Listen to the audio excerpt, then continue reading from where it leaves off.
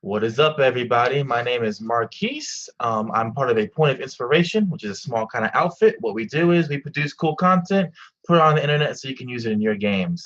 But today, I'm doing something that's not related to any of that.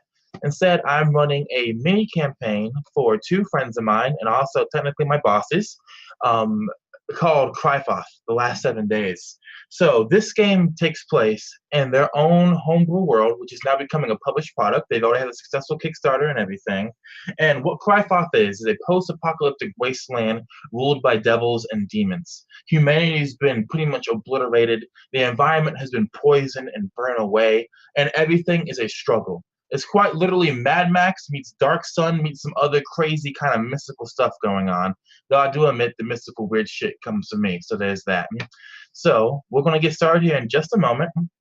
We have four lovely players, so I'm just going to go ahead and go to each one of you guys and have you go ahead and tell us your name and just tell us what exactly you're playing in terms of class. For reference to people watching, everybody is playing a human in this campaign, and the name of the campaign will come to make sense very quickly. So that being said, if you wouldn't mind, Yannis, I'll start with you. Go ahead and tell us who you are and tell us what class you're playing for your character. Hello, I am the Oracle. I am a cleric of the knowledge domain, and I tell everyone that I know everything. Perfect. I love it, Yannis. Next, we have Jason, so go ahead. Hello, my name is Jason, and I will be playing Murmur, who is a fighter, a champion class fighter, so this should be interesting. Perfect, perfect. Next, we have parent of Crifoth #1, Connor, so go ahead.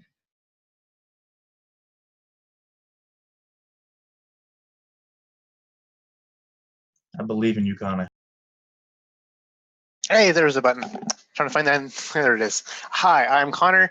I am technologically challenged. I am playing the erudite. Not only do I say that I know everything, I actually do know everything. I'm playing a 20th level wizard, and this is going to be fun. I've basically mastered every arcane sigil that exists, and still here we are in this bleak world. So what does that say? Exactly. What does that say? Which will be one thing we explore during this campaign. And lastly, parent #2 of Crifoth, Megan. So go ahead. Hey everyone, I'm Megan. Tonight I will be playing Lilith, who is a paladin, Oath of Conquest. All right. Now, this campaign will be 7 sessions long. Everyone is level 20. This is all balls to the walls crazy nonsense. And this is how it starts. There is a thunderclap. The sky is black. It is raining, but the rain is acid, and the acid becomes blood, and it eats away at mountains. And those mountains run, and great crimson rivers down, gushing waterfalls, breaking through rock, breaking the sand, turning it into muck. The muck spreads outwards, these bogs, these evil apocalyptic wastelands, twisted, burning, acidic, alkaline, evil. You can smell it. You can taste it in the air. The camera focuses on a lone person walking through this hell. And this person is wearing a cloak, and that cloak is black and it has holes in it, and blood is coming through it. And this person is barely moving. He is limping, or she is limping. You can't quite tell. The hood is up and the face is shadowed. The person stops and they turn, and behind them lightning crackles, and 4 things are in the distance. These 4 things are on top of what seem to be horses, if horses even exist in this world of Crifoth anymore. And just as quickly as the lightning comes, they are gone. The figure turns and continues walking through this muck, through this mire, through this swamp, and then they fall. And as they fall, a sense of loneliness strikes all 4 of you in your sleep, as this nightmare is shared at once by all of you. You wake up, Lilith. You're staring at the night sky. Your eyes feel wet, and when you touch your cheeks, you pull them away and you see blood. And as you lean up, Lilith, you see the other the other three of your comrades, and you see their eyes, and every last one of you is crying, weeping these same bloody tears. Tell me, Murmur, as you awake in the middle of a wasteland, nothing around you but bloody sands and bone ash, a fire sitting in the middle of all of you, a broken moon in the heavens with no stars. Tell me, Murmur, you wake up and see these bloody tears, and what do you say? What do you do? How do you react? Murmur has sat up after awaking from this nightmare, and he sees the bloody tears streaking down the faces of his companions, who he's known for a little while now. And he looks over at the erudite, and in this deep rumbling voice that comes out from between these parched, almost worm-like lips, he just says, "What is this?" And he wipes some of the blood off his face and looks at it on his sort of calloused, thick fingers. As you murmur those words and you wipe away that blood, something else happens. Before you all, you see something else. Another dream or maybe a vision. You're not even sure if you're truly awake right now. You see a building, no, a citadel made out of black obsidian with veins of red pulsing through it. And you hear screams inside of it. And you see these devils, these horned beasts, these giant, disgusting, vicious things fleeing from it, running away, screaming. And the camera moves inside, and you see the torn, destroyed corpses of man after woman after child everywhere, strewn about, like pieces of glass thrown about you. You see one person's head has been shoved into a wall, and the wall has a hole in it where the head once was. You see another person, a child, torn limb from limb and hanging from meat hooks, dying, bleeding, and the camera moves in deeper and deeper, and the light fades away as things get blacker and blacker. And Oracle, you blink your eyes, and there's more blood coming from them now, and you look around, and you see your three comrades still bleeding as well. Oracle, what is your reaction? What do you say? Another vision. Perfect. Go ahead. Say, the bloody tears. This must be true. And as you say the words, "This must be true," something else flashes before all of your eyes. Smoke, white smoke. And in the white smoke, there are faces, and there are giggles, and there are laughter, and there is love, and there is prayers and emotions pouring from it into you. And then suddenly those emotions are gone. And for a second, all four of you are looking down on a round, red world. And you see these countless stars on it, these countless beacons of light. And one by one, they all fade away until only four are left. And the erudite, you wake up from this dream. As you do so, I imagine you instinctively touch your face, but there's no bloody tears there. The other three of you all wake up as well, all having had the same dream vision, but you're also not bleeding from your eyes. And as you all awake, you come collectively together now. What do the four of you do now? What do you say? What do you think?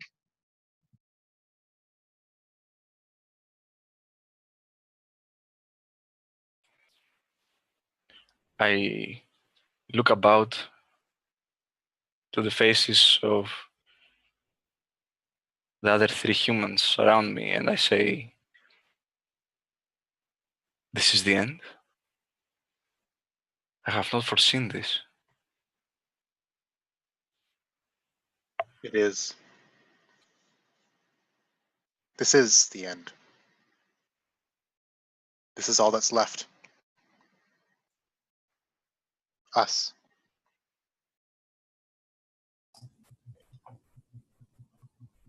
Murmur shifts a bit and looks at both the erudite and the oracle and just says, "We will survive, as we always have.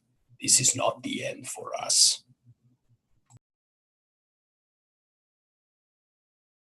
You hear a resounding agreement coming from Lilith. Just this this resolute just grunt. Yes, this is nothing more than another challenger. You, brother. You, brother, are too small-minded. This is by no means the end. This is the beginning. Beginning of one means the end of another. As the skull crumbles to dust, so begins the sand spreading. It is how time passes. As you say those words, Erudite, a wind kicks up, and the ash of bones and the bloody sands of Crifoth itself kick up with it. And the wind isn't coming from one direction, no, it swirls about you. It comes from all four, and it picks up the smoke from the fire, and that smoke scatters about you. And as that smoke spreads outwards, the wind begins to die. And as the smoke fades away, 7 figures surround you all in a circle. These figures are made of the smoke. They are humanoid in shape. They have eyes of burning embers, but everything else about them is evanescent, fading, phantasmagoric. They are made of smoke, as I just said, and they speak, and they speak all at once. And what they say to you is this: 7. That's all they say. And they say 7 times. Every time the word 7 is said, another one of them disappears until there is only one left. And that 7th one says, 7 days, and then humans will be naught but memory. And then that one too fades away into smoke as a prophecy comes to you in the middle of the night. What do the 4 of you do with this information?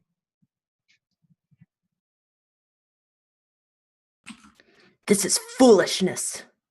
They're trying to scare us. Maybe. Maybe it is the end of our age.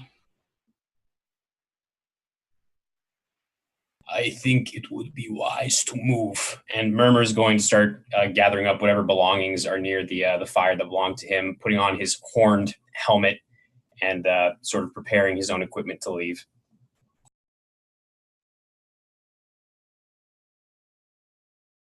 You feel you can run from this? And he just nods and continues packing. And when we cannot run anymore, we will fight, and we will win. As we always have. It is known. I see. I shall follow then.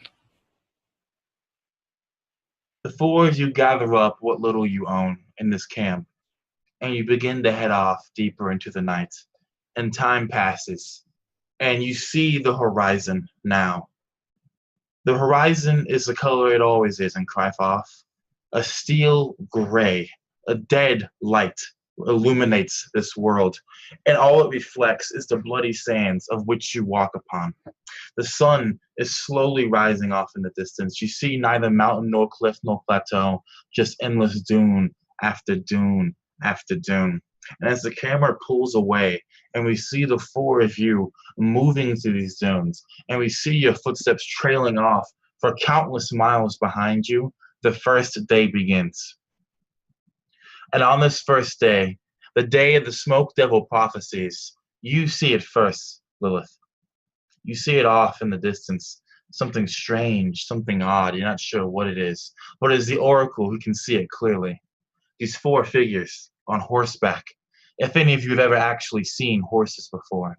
These 4 figures far off in the distance, atop a single solitary dune. All of them watching you.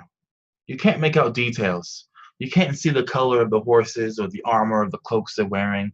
You can't see what they're holding, if they're holding anything at all. But you see them off in the distance. When you guys see these figures, do you move towards them? What do you guys do? What are you guys talking about? We are not alone. Poachers.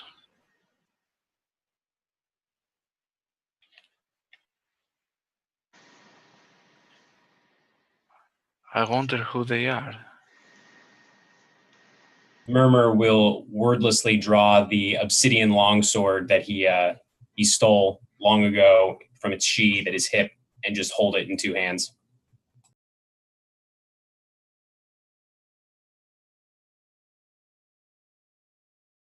Lilith, erudite. Lilith would also kind of take out her battle axe, hold it in place, never leaving the gaze of these watchers, but she would not be the one to make the first move. These watchers don't react as you draw weapons. They're many miles away, basically almost specks on the horizon, right? And they just continue sitting there, plenty distance, observing the four of you, not moving.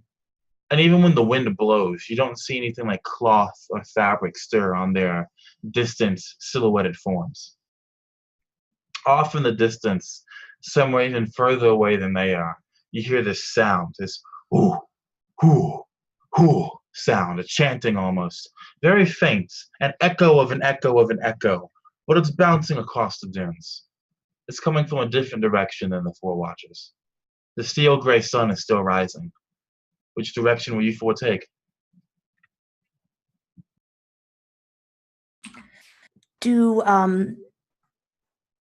Are these kind of sounds, are they recognizable? Like, are they, maybe from an army or like a familiar chant or anything like that? Make a either survival check, if you would, or make a knowledge check of your choice if you have anything. I will make a survival check. It's a 16. 16, all right, that will be good enough. So what you hear, this chanting, you think on it for a moment, and then you realize, yes, you do know what this is. You've heard these sounds before. It's the sounds of an orc raiding party, or maybe a scouting group, or maybe something bigger than even that. You can't tell how many from this distance away, and you can't really decipher the sounds completely, thoroughly, but you know the sound of orc when you hear it. And the other three of you begin to realize that this too is the sound of orcs in the distance. Yeah, I think that Lilith would just kind of say, there are orcs over that horizon.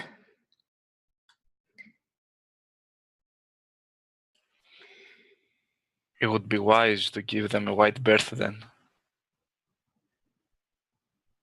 And go towards the figures? I'm not so sure.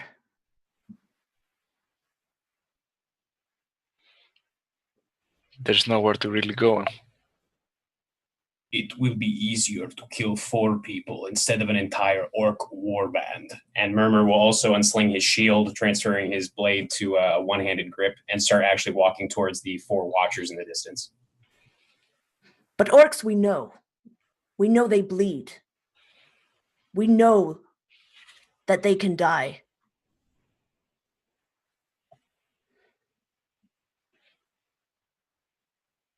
The unknown is always scarier.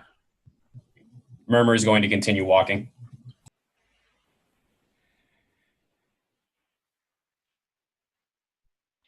Brother, what do you think? If the smoke devils speak true, then it seems that neither of these seem like threats to us.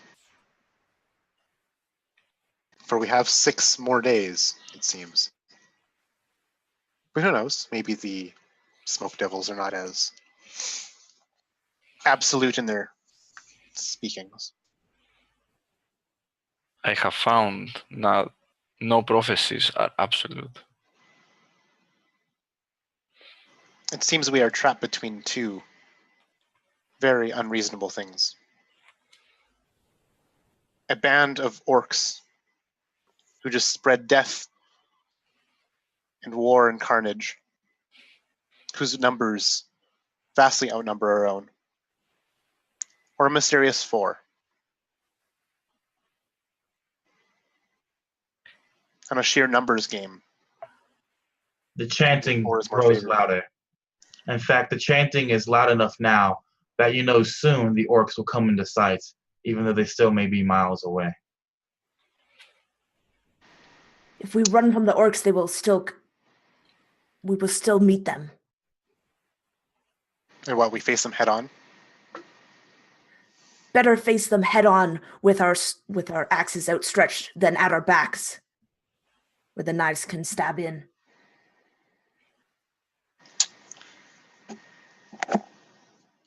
Do I have the feeling that I would have about 10 minutes to spare before something really, really bad happens?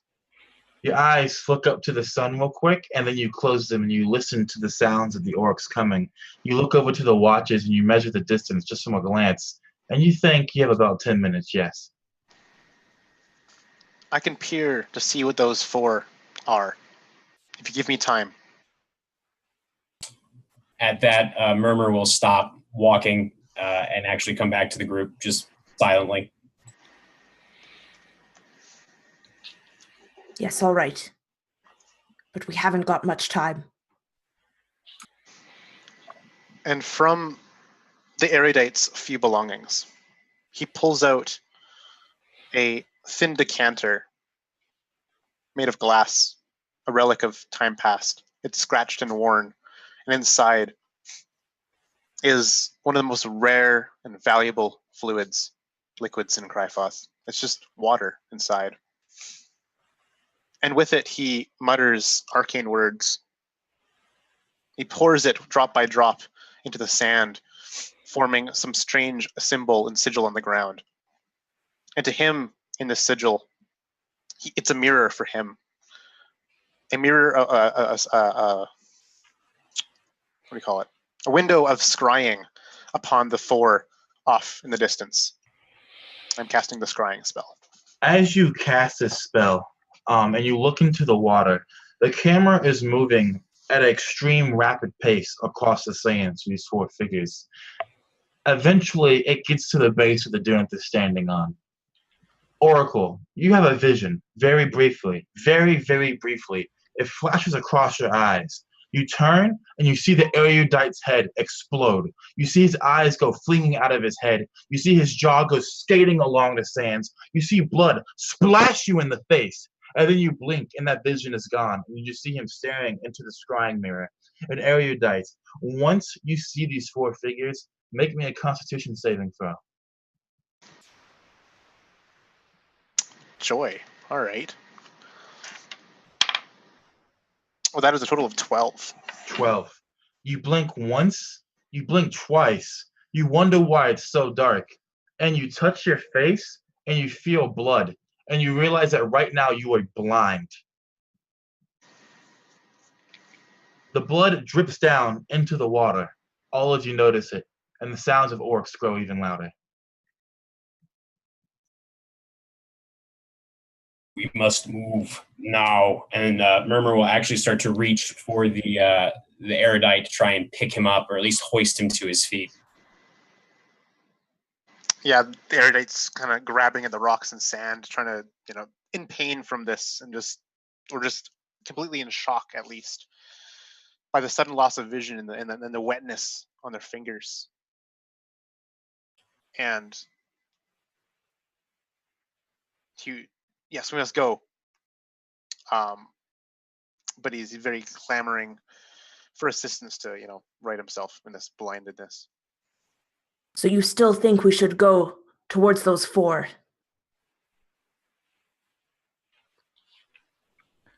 I do. I don't know what they are, but I'm afraid of them. They did this to me.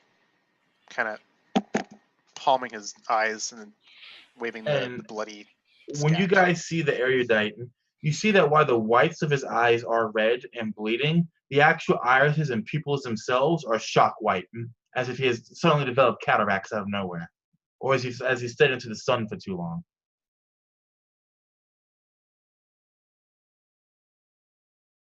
1,000 orcs will never do that. I do not think it is wise yet to run into the ponds of death. Not until it's on our terms. I think they're watching us, fascinated. Like people watching birds flying. I think it would be wise not go anywhere near those horsemen.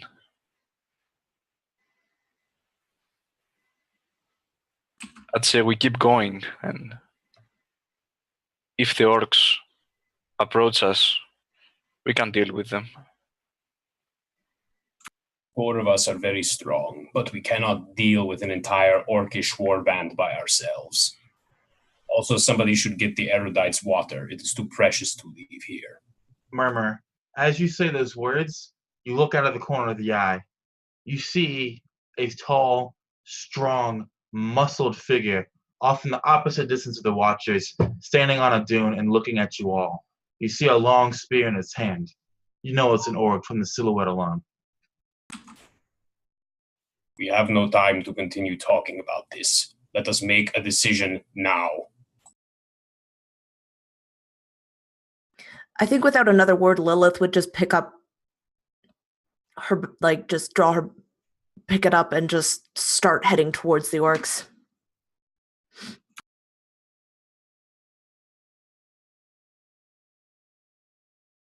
I'll approach the erudite and I'll touch his shoulder and whisper at his ear, I grant you sight again. And I will cast Greater Restoration on him. Perfect. You pull away your hands, and as you do so, you have these 2 shining gemstones, white, opal, in your hand, and then they turn to ash. And as they blow away, these physical representations of the cataracts in the erudite's eyes, you blink erudite and you can see again. And I see the orc atop the dune, and I see the watchers on the other side, and he just say, "No, we must leave now." And we suggest kind of going opposite kind of those 2, if possible. Looking at that one lone orc, you see it put something to its lips, and then the echoing, thunderous sound of a horn breaks across the dunes.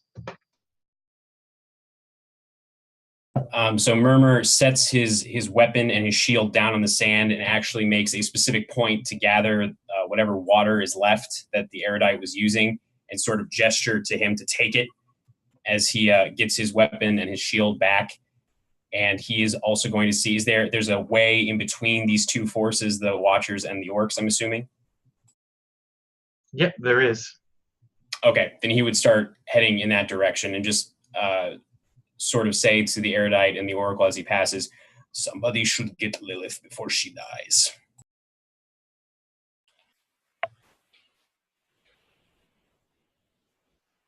Lilith, this is no time to stand. Come. Fall back. We're outnumbered. There's no reason to dally. We're on a very tight clock. The sands flow, and so does our very existence. We should only defend ourselves. She stops running and she just stares at this lone orc for a moment. And with a loud, just this guttural scream, just like, ugh. She kind of comes back. But They will be at our backs soon enough.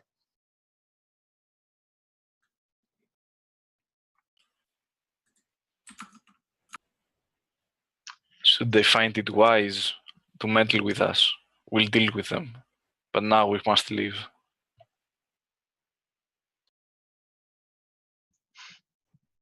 The hills come alive with sound.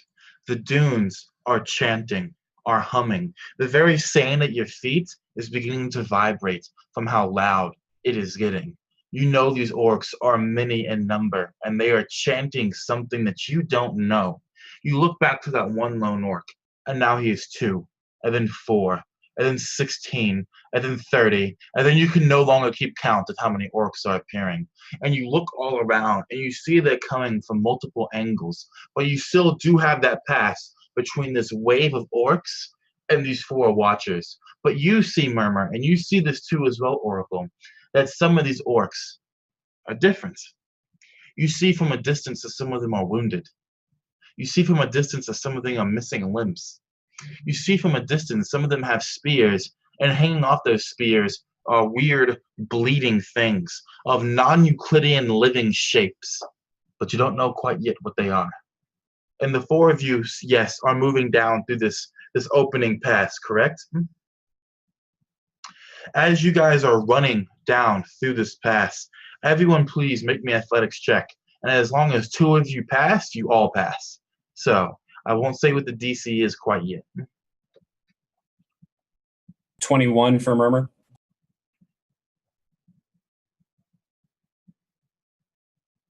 Yeah, That would be a 12 for the nice. area. 19 from me. Okay, you had 1 success, which you needed 2, so that one you fail as a group. You guys look to the left, and you see that even more orcs are swarming up, but they're not running at you. They don't have spears or arrows knocked that they're firing at you. No, they're running alongside you. It's like almost about a mile away, there's a river of orcs just coming up over the dunes and running the same way you guys are. And they're all chanting, and the chanting is so loud it's almost deafening. And now that they're a bit closer, the tide moving ever so closer to you 4, you can see more clearly now what's hanging off their spears. And you see the destroyed remains of countless demons and devils. And you know, this war party has attacked some kind of stronghold of the devils that are ruling Crifoth. And the chanting now is either a chant of victory or a chant of something else. What do you guys do? Do you keep running or no? Would I be able to recognize their chant if it's Make me a either survival check or a raw intelligence check. You can choose which one. I'll use survival. That's 16. 16. You don't know every word of the chant, but you know what the chant is used for. At least you kind of know what it's used for. You know, 1, it's used after battle. You know, 2, it's used to guide the souls of the dead, or so the orcs believe in their religions. And you know, 3, you know, 3, that this is just the first part of a longer, more powerful, more deeper cultural ritual that the orcs have.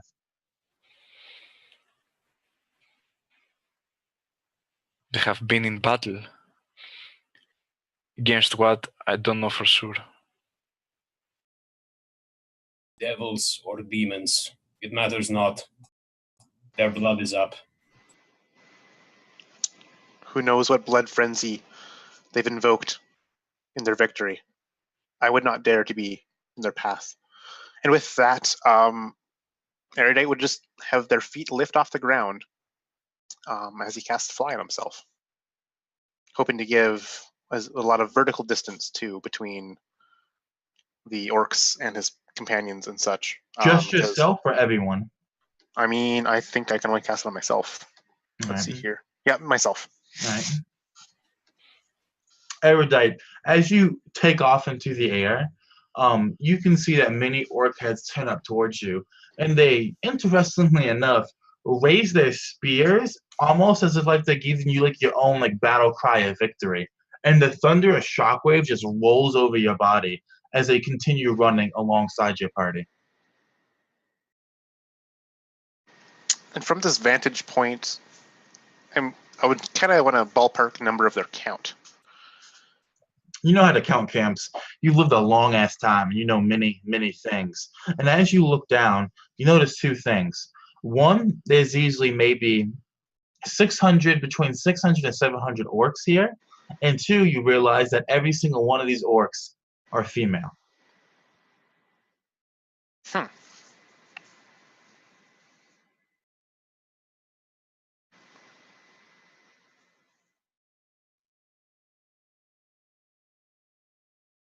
The orc tide grows ever closer to you guys. Just by the sheer amount of them and how quickly they're moving under these dunes, they've crossed maybe a third of the distance between you and them.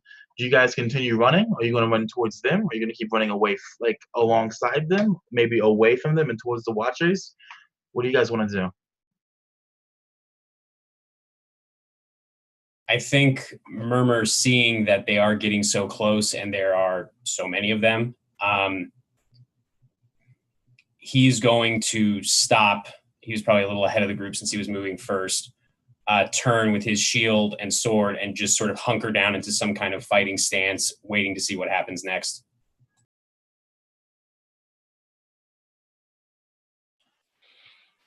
Lilith would come up beside him and just... I told you. But now we must get ready. It's just like the ring of teeth. And you actually hear this sort of dusty chuckle from inside his helmet. Yes. From the line of the orc's line, is it too long to maybe go left or right and let it pass next to us, or is it too long to avoid?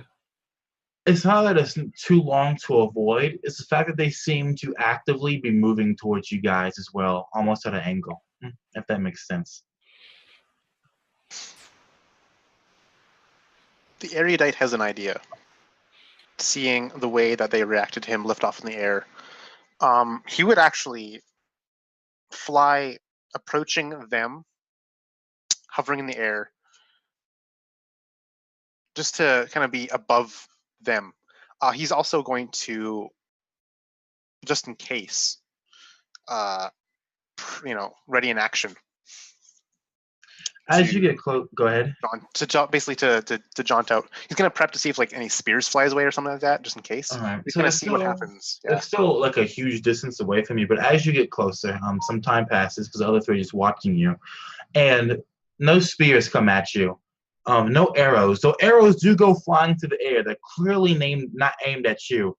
And you actually, if you look at the arrows as they go whizzing past you, you see the heads of demons and devils on them, twisted and broken, the horns shaved off, the flesh peeled off in some cases, sometimes missing a jaw, sometimes two arrows, one through each eye. And the heads just go this way and that way. And the orcs, the female orcs, are screaming even louder now, chanting even louder as they begin to slowly run over you. And they're like a tide moving onto your party. What does the rest of you do? As they wash over us, are any of them attacking, or are they just running around us, through us, past us? So if you guys are waiting there, which it sounds like you are, this tide of orcs falls on you. And they jump, and they weave, and you hear the yipping and the yowling as they're moving around you. But some of them do knock into you, just because there's so many. And you begin to realize that if you three don't start running alongside the orcs, you're about to be trampled to death in here.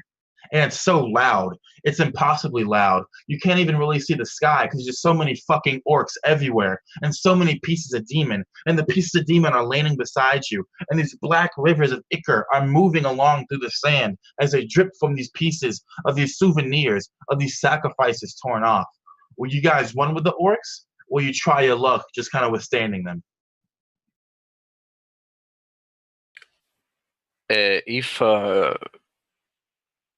Murmur and Lilith stand their ground, I will stand behind them. But if they start running, I'll follow. I think that Lilith would kind of take her shield and just kind of like hunker it down in front of her into the sand and just kind of brace herself behind it in hopes that this creates kind of like more of a barricade so that she doesn't take the brunt of any hits or of bodies. And Murmur would do the same, trying to shield the Oracle as much as he can, since I don't think the Oracle has a shield, and just sort of crouch behind his just slab of a shield. The orcs are using your shield, Murmur, to jump off of, almost. They're running up it, and your arm is getting weaker and weaker, but you're still impossibly strong. You're withstanding it, but not for much longer. Lilith, what did you say you were doing again? Yeah, same thing with the shield. Yeah. So both of you are being slowly worn down by this. Your feet are digging deeper. Your heels are digging deeper into the blood sands. And you know you can't last like this much longer before you just buckle under the weight of 600 plus orcs. Now, I have a question. I have an aura that's constantly around me within 30 feet that frightens people. You want to trigger that? Yeah, I was wondering if I could possibly trigger that in hopes that they would create like a wider berth. Both Murmur and the Oracle are immune to that because of my other aura I cast. Roll me. Actually, no, you don't need to roll me anything. There's a shockwave almost, right, of emotion that spreads through the orcs that are running up and down your shields and around you. And you feel the burst spreading out around you, but you also hear a lack of sound. The chanting has stopped from all 700 orcs or so. And so has the running. And they all stop, and they all turn, and they surround you. Because you were in the middle of the throng of these Amazonian orcs, right? And they give you, again, that 30 feet that your aura grants you. And their heads all turn, and they looked at you at once. And suddenly, you just have row after row after row after row of spear pointed at you. And you know how orcs fight. They don't have a spear in one hand. They're far stronger than a normal man. They have spears in both hands, both underneath the armpits, all pointed at you. Hundreds of spears at this point. They say nothing. They're hunched low. Their eyes are like a tiger's, like a lion's. They're slitted, they're golden, they're glowing. They growl. They growl. And then one steps out from the crowd, one that's almost immune to your aura. A tall female orc with long black hair, wearing little less than a leather-thonged loincloth, a bralette, her arms and shins covered in black demon bone. She has no weapons on her person. She looks up to you, erudite, and she just stares at you. What do you do? The erudite just stares back, watching, kind of seeing this scene unfold. He would like slowly lower himself to the ground, kind of just to be only about maybe 30 feet above the three of them, kind of in this weird center of this eyeball, it seems, almost like this pupil at the center of a circle. And just not do the first move. She opens her mouth to speak, and you hear, Shaludanaida! And she holds out her left arm. And the wave of orcs behind her opens up, and one of them comes through. And on top of the massive 10-foot-long spear is the head of what you know to be a pit fiend, all four of you. And it throws the entire spear, head and all, and it lands in front of you probably by maybe 5 feet. And this female orc walks over to it. And she walks on top of the spear, and then stands on the head and crouches, looking over the three of you, and then back up to the erudite, and then back to the three of you. And she says, "You, human, not seen for many moons. Why do you not run? Human hate demon, yes? Human played on by demon, yes? So this victory for you and for us. But you not run. Why?"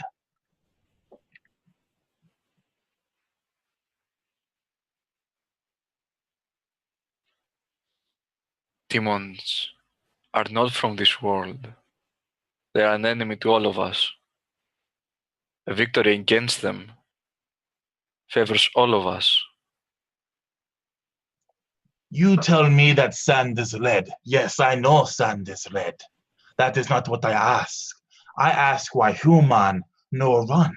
Ritual begin. Ritual of victory. Look. And she points to one to the left, actually.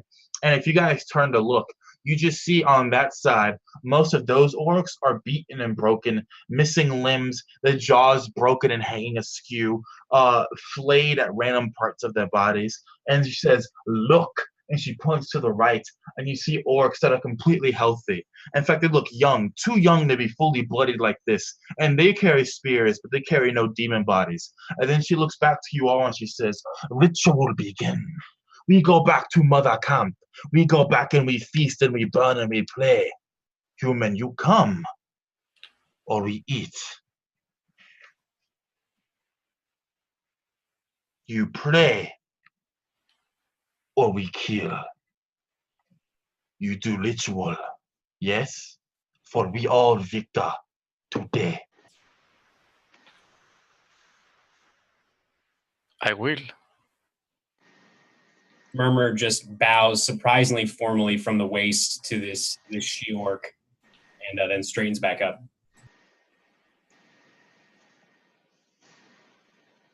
Lilith is just staring, eyes squinted at this orc.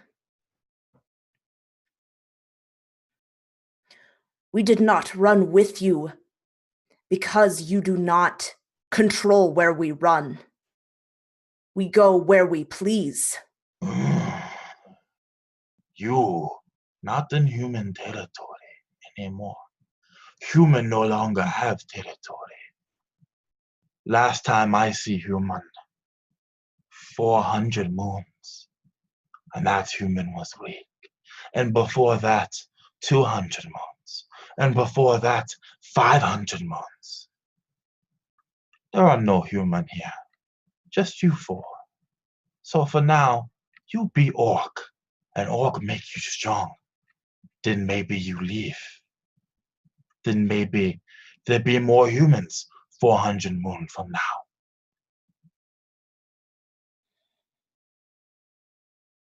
The erudite has floated down to kind of be in between the three of his companions, and he would whisper to the three of them. It is an unlikely turn of events, but it seems we have an impossible possibility, an ally in this world. I would not pass this up so lightly, Lilith. Who knows when we'll have the chance to meet a band of 700 armed warriors and not have to brace ourselves for battle. There is strength in numbers. Lilith would just snort at your saying that we might have an unlikely ally. No one is an ally to us. They will bring us to this camp and they will gut us.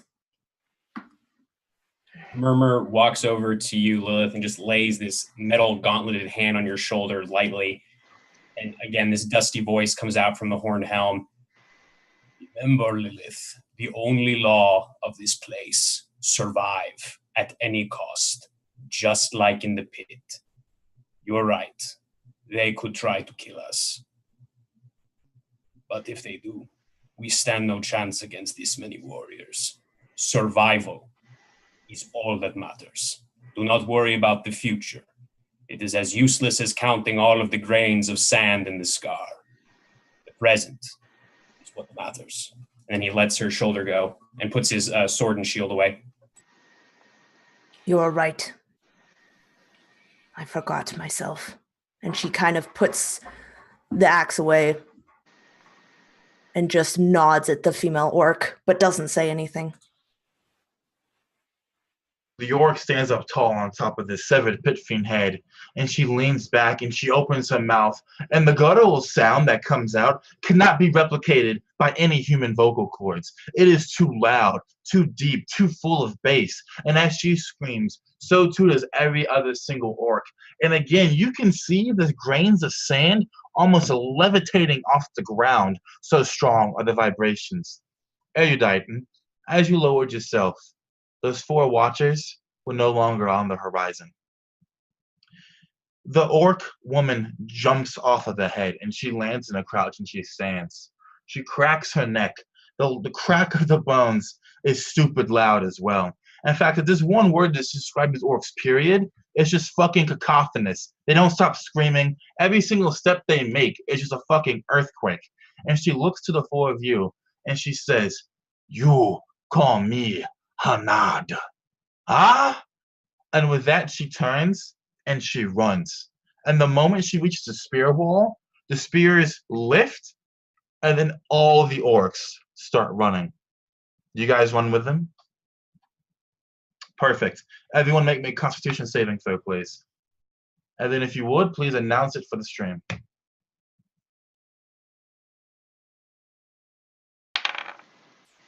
27 for con Murmur. What was that, Murmur? 27. 27. Erudite? 17. Lilith? 10. Oracle? 13. 13. Okay, so Lilith and Oracle, as you guys are running, God, these orcs, you can't keep up. It's that simple. Oracle, I don't know why you thought you could do this. You've always been a diviner, a mystic man, not a fighter.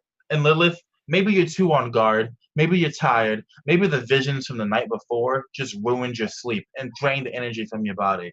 But regardless, both of you are taking a total of 5 exhaustion points. So please mark those towards your exhaustion thresholds. For those watching, Crifoth has a special rule to it that replaces exhaustion levels with exhaustion points. I'm sure as this game goes on, we will eventually see what that means. So, that being said, the 4 of you are all now running at full tilt with these orcs. And you run for, the sun ticks in the sky, you look at it, you think of how tired you are. Yes, that's right. You run for an hour now. You're sweating. But slowly, the running lowers, it slows, and it slows more, and it slows more. And so eventually you're trotting, and then you're walking. And then you crest a massive dune, and you look down, and you see what Hanad had called Mother Camp. It stretches out to the horizon, further than you can see. Countless camp after camp after camp after camp. You see these large, massive, butchered creatures being pulled by female orcs on chains to these large camps where you see these men at. And these men take out these massive swords, these bastard swords, and they've been hacking at the meat, butchering it and carving it with these weapons. You see little orc children running around, shooting arrows at each other, but when the arrows hit, they seem to just break and just fall to the ground. Hanad comes through the crowd as it begins to kind of disperse into the camps. And as that's happening, you hear this chanting and this screaming and this yelling of victory coming from Mother Camp itself as the orcs begin to realize that their people are home, that their women are home. And Hanad approaches you 4, and she says to you all, "Now the ritual begins in true. Every single camp, as many as you can see, 666 camps, all through a festival, all eat, all dance, all burn orc flesh, and then we fight. We fight. Come, now, come!" And she begins to walk down the dunes, expecting you 4 to fall. Could Murmur make an insight check of some kind to see if she means us any ill will, as far as you can tell? Yep. That is a 27. So you know this. You know that she means nothing malicious, but you know she wants to see you guys participate in the ritual, which means at some point getting some bloodshed, right? Because they're fucking orcs, that's just how they operate. So that's the idea you're getting right now, Murmur. Okay, and he would turn to his companions and just say again, this dusty voice coming out of his horn helmet, "They want us to partake in their festival. I suggest we do what they say." And then he'll start to follow Hanad. God damn it. I'll follow. Erudite turns to Lilith. Don't you see? Gesturing to the thousands of orcs. It is not our world anymore.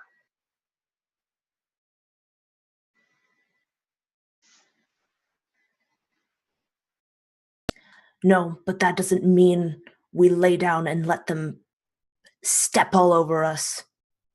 But then she kind of half smiles. But we still might be able to teach them yet. But You say that, and you had them step all over you. Shut up, brother.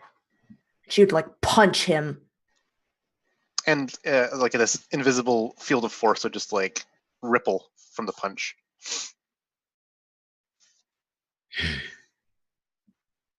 She'd follow. Away. Yeah, he turns away and follows as well. He's watching, at least trying to, with his keen wizardy eyes and mind, just kind of analyzing every kind of possible facet, every kind of detail, and memorizing it in this camp. I like it, Erudite. So the camera then is watching this scene unfold from your perspective, from your point of view.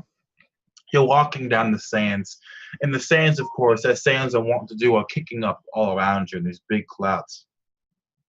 As the four of you reach the first camp of the 666 that make up the mother camp, orcs stop and they stare at you.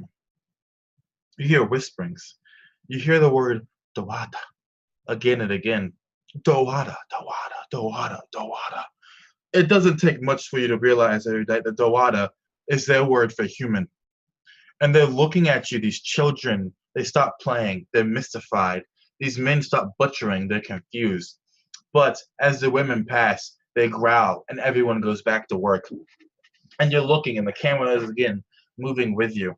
And you see one orc missing one of its tusk, just sitting there with a piece of bone. He's whittling away at it, right? As if turning it to a sharpened point. And you see another orc who is taking these threads and he's working on some kind of textile, some kind of cloak. And the patterns on it, you can't quite understand, but it looks like a sigil that's been kind of twisted or changed culturally. You see the body of a massive demon. It has 6 arms. It has no legs. It used to have 4 heads along its stomach, but those have all been removed. And it's lying there splayed on the ground. And these 4 orcs are taking these long fire drills and burying them into the body of this demon and making this black fire come out. And then they hand off torches of this black fire. And the orcs take these torches and run out to other camps. And you see more of these black fires appearing. And then these male orcs will go to their knees and begin to pray to these things, begin to worship these things. And you realize, again, with, as you said, your wizardly keen senses, Erudite, you realize they're not worshiping the demons. They're worshiping the fire itself, the black flame that's coming from the demons. All this time, Hanad is still with you, still leading you guys through this. Lilith, you see something in particular. You and Murmur both see this, is that you see 2 female orcs walk to each other. They grab each other by the backs of their heads, and they shove their foreheads into each other. And when they do, it sounds like 2 steel balls just smash together. And they pull their heads back. You see a bit of blood trickling down on both of them, and they both laugh, and they go arm in arm, and they walk off into the distance to another camp. Oracle, you listen to the prayers, you listen to the rituals, you see these long sticks of incense being carried around, and they're put into the black flames, and the smell fills the air, Oracle. It's a smell you're not quite sure. You've only smelled it in dreams and in visions, but you think it's a smell of a fruit that used to exist before Crifoth became the red waste it is now, but you know not the name for it. But you, Erudite, you smell it. And you who know all things, you know this to be the smell of dragon fruit. And you guys continue walking. And eventually you get to this massive pavilion. It is huge. It has no top to it, just a wall of cloth encircling this area. And Hanad stands before it. And she goes to one knee. And she says, ah, ah. And as she says that, you hear a ooh, ah, ooh from inside. And then that word again, Doada. And out from behind this massive, roofless pavilion comes a hunched old woman. Her skin is the color of coal, and this tiefling is missing both of her horns. Her tail trails behind her and she is hunched. Her eyes are blind. She reaches out with one gnarled hand and grabs the face of Hanad and feels it. And she says, and Hanad nods. And the tiefling looks up and she says, humans, please speak. Let me hear your voices.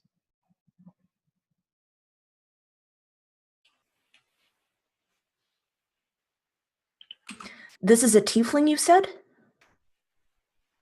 Yep, it's a tiefling. Okay. A hornless, old, hunched tiefling.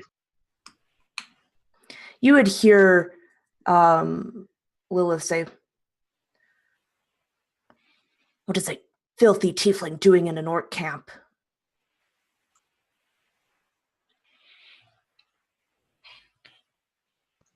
Does anyone say anything else? Or do you guys just let that hang? Murmur's Well, gonna hang. Bet. I would It's- say greetings, probably at the same time as Lilith says that. The tieflings. Erudite. Go ahead. And the Erudite's just analyzing every wrinkle and fold of her skin, every gnarled, scab on her knuckles, just watching from behind his cowl. And the tiefling you see, Erudite, she smiles, and her teeth are immaculately white, and the canines are almost empirically fanged. And she says, yes, the arrogance of man knows no bounds. Yes, you are humans, all right. You warm this old heart. I thought you were all gone from this world. And she moves forward past Hanad, and Hanad stands and walks behind her. And she takes these painstakingly slow steps to you. And she says, one of you greets me, one of you hates me. Yes, yes, yes. Tell me, do you come from another camp, another village perhaps? Are you escapees? Is there some place the devils are hiding you? Where do you come from? Our origins are our own. Not for you to know. Murmur will actually just say one word from his helmet, just malice. Malice.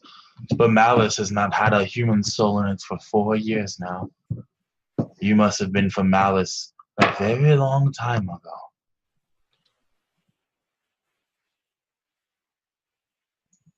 And as she gets closer to you guys, she reaches up.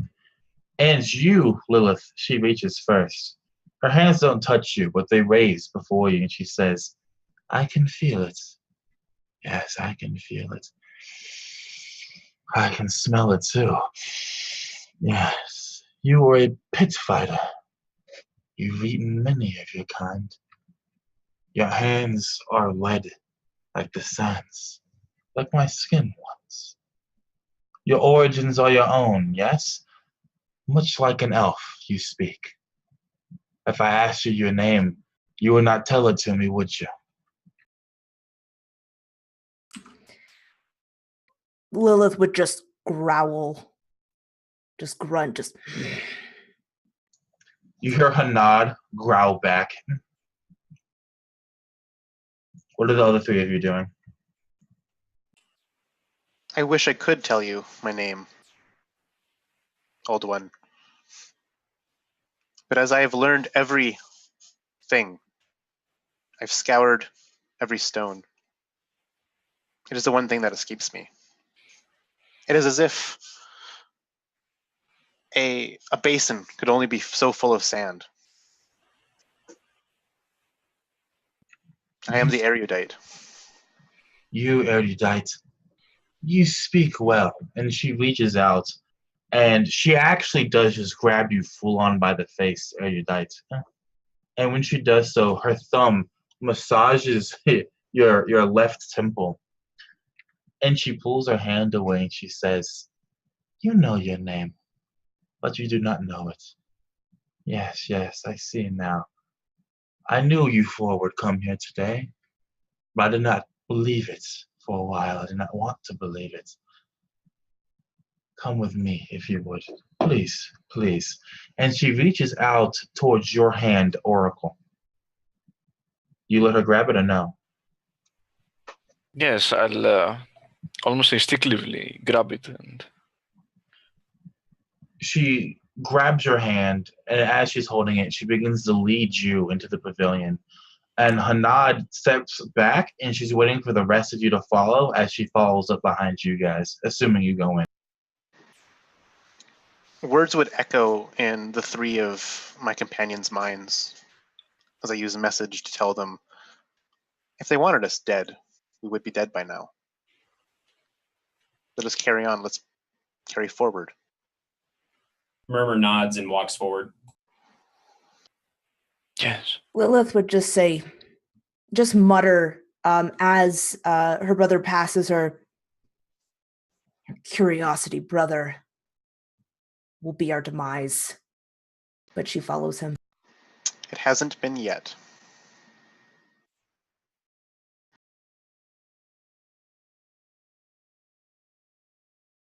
The four of you enter into the pavilion. As you look around, you don't see much, actually. It's incredibly Spartan. You see a bed cot in the middle of it. You see a table beside that bed cot. And on that table, you see the one decoration that is also simultaneously amazing. It's brown and yellowish. It's faded and dying. But you've seen plants before.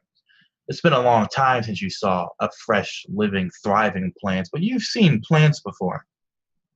And this fern is slowly wilting over time, and she moves over to it.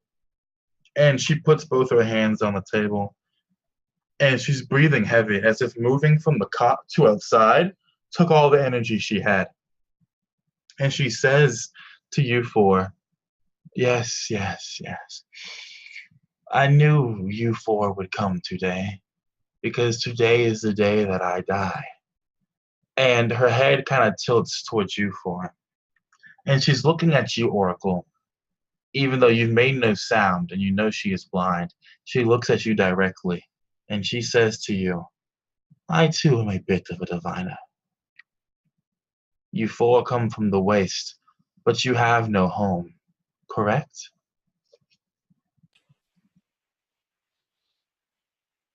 Our home is this world. That is one version of the truth, but it is not one you need accept, young Oracle. And you, erudite, and her face turns towards you, but her eyes aren't nearly as steady on you as they were the Oracle. She says, you've been staring at me for some time now.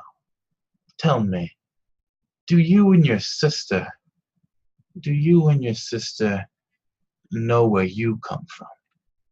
And it's at that moment I imagine some kind of emotion would awaken in the both of you as she says that she knows the fact that you're both related. Yeah, I'd imagine we give each other like glances, like just a look. And the erudite would say, I see those wrinkles upon your face have served you well. Kind of just commenting on, her wisdom. You are flattering. You are nice. You are not meant for this world. And you wear that helmet and you should keep it on. You'll need it soon. Blood will run, I am afraid. Tell me, when's the last time that you four saw a devil or a demon beyond the ones we have dead in this camp? Every night in our sleeps. This is true. And Every night. For the past many, many moons. They haunt us. But have you drawn blood from them? Have you spoken with them? Have they spoken with you, these demons, these devils? Have you fought them? Have you eaten their hearts, or no? You know by our skin that we have not eaten a demon. It's a silly question. Silly question. You forget I am blind, erudite. I cannot see such details. But I understand. Now that that is said, I will tell you something, if you are willing to hear it. But you do not want to hear it. I know it in her heart, and her head moves towards you, Lilith. And I know it in his eyes, and her head moves towards you, Oracle. And I know it in his actions. And then she looks at you, Murmur. But you, erudite, you have a thirst, greater than the thirst for water, greater than a thirst for blood. You have a thirst, yes, I smell it, a thirst for knowledge. Do you want me to tell you what will happen 4 hours from now, erudite? There is no harm in knowing. Kind of speaking for the other three, even if they would have qualms. The erudite does not have opposition to this. I would shake my head as negatively, but I wouldn't say anything.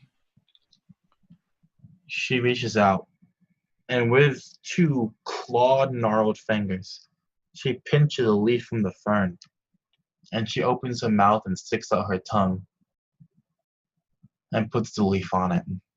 And she puts the tongue back in her mouth and closes her lips. And she breathes in, and Hanad steps forward, and she puts one hand on the back of this old woman, and she's rubbing her back tenderly, too tenderly for an orc to be touching anything. And then the old tiefling woman, the old seer, throws up. She throws up this black blood, and it spews on the ground. And as she does so, you realize, erudite, and the other 3 of you too after a moment longer, that this is oil she's throwing up. And you see the oil has that oil slick rainbow sheen to it, and it's spreading out into a puddle at your feet. And as the 4 of you look at this puddle and this oil sheen, you feel 2 things. You hear a distant song, and you all have a vision of the erudite's head exploding. Oracle, this is the second time you've had this vision.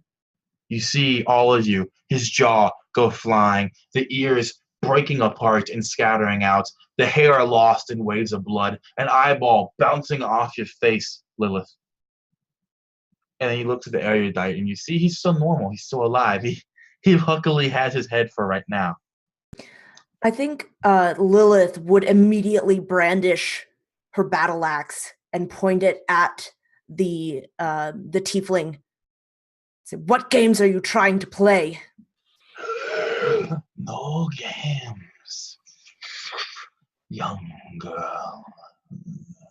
And she reaches up to the air as if grasping something, and her hand falls short, and she steadies herself on the table. And she's just wheezing out these breaths now. And Hanad picks her up, scoops her up, and takes her to a cot and lies her down. And when she's saying, she looks at you 4 and she says, "Accompany me outside." And she walks past the 4 of you, but she stops after she walks past and waits for you to file out with the pavilion in front of her. She speaks filth. She speaks not. She shows what you need to see. Human no understand what it means to survive as we do.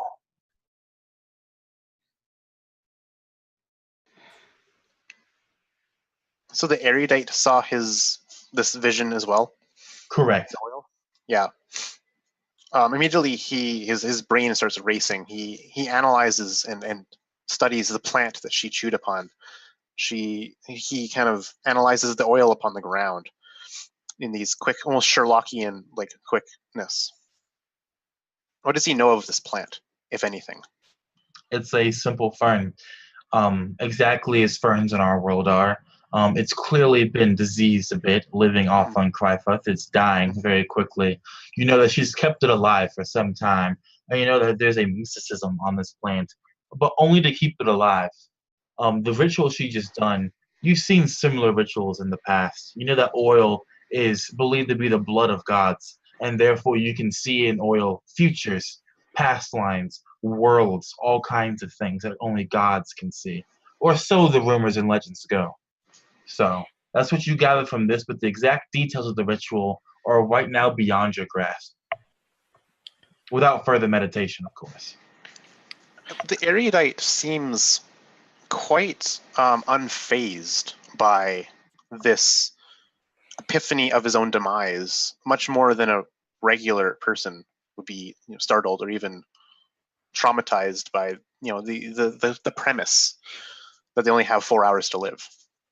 And yet he, whether he accepts it or completely outright denies it, is shown clearly on his face, this lack of care about it. Just I kind would of a nod. I would look at Lilith and the erudite and say, an omen. I've seen it before. But as I have said, no prophecy is absolute. Come, let's go outside. Murmur will kind of walk up to the erudite, kind of look. You can't really tell because of the helmet, but it's definitely pointing towards his head. And then with one gauntleted finger, he just kind of pokes the erudite in the forehead, shrugs, and then just walks past him outside.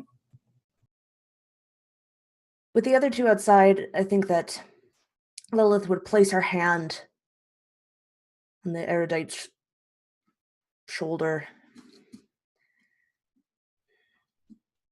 We need to leave. She fills our head with this filth, this horribleness. You do realize, sister, this is the same filth that these orcs feed upon. They are bolstered by her and see their success. Then they are weak if they see their success in one person other than themselves. You don't understand. They succeed because of her, or at least in part because of her.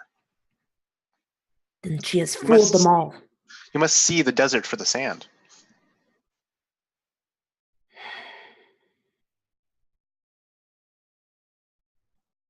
And then she just kind of shakes her head and she says, "What happened to you, brother?" And she would just leave.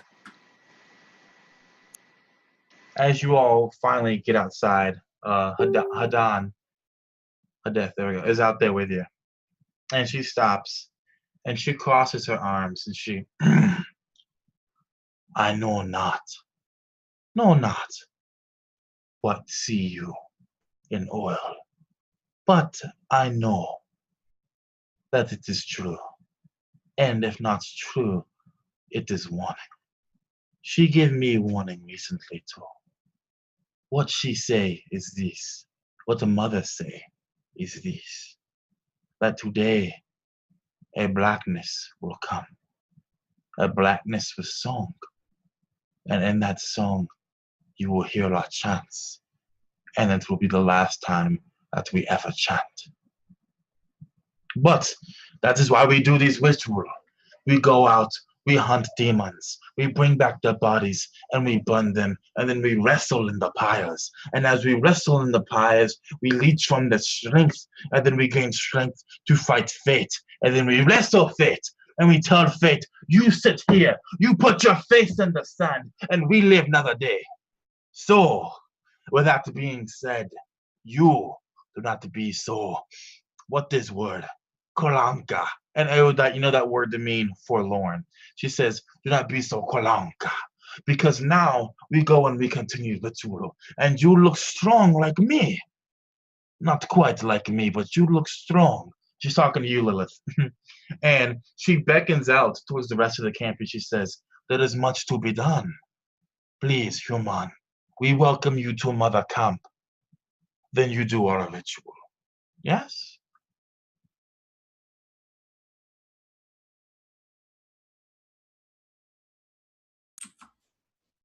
Lilith would just kind of, she would look towards like the other three, seeing that if she said anything that their survival might be jeopardized now that they're in the mouth of the beast. And so she would just kind of shrug. Fine.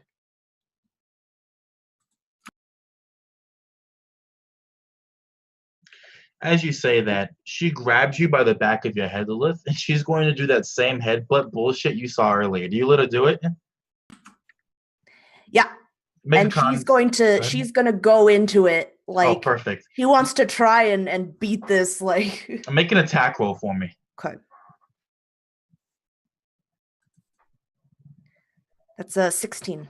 Perfect. You both smash heads together, and when she pulls hers away, it's your head right now that is ringing from it. Her skull is literally hard as steel, and the skin seems to be even harder than that. And she smiles, and she lets out this deep, throaty laugh, and she says, "You will wrestle well, and you three, you go help the men.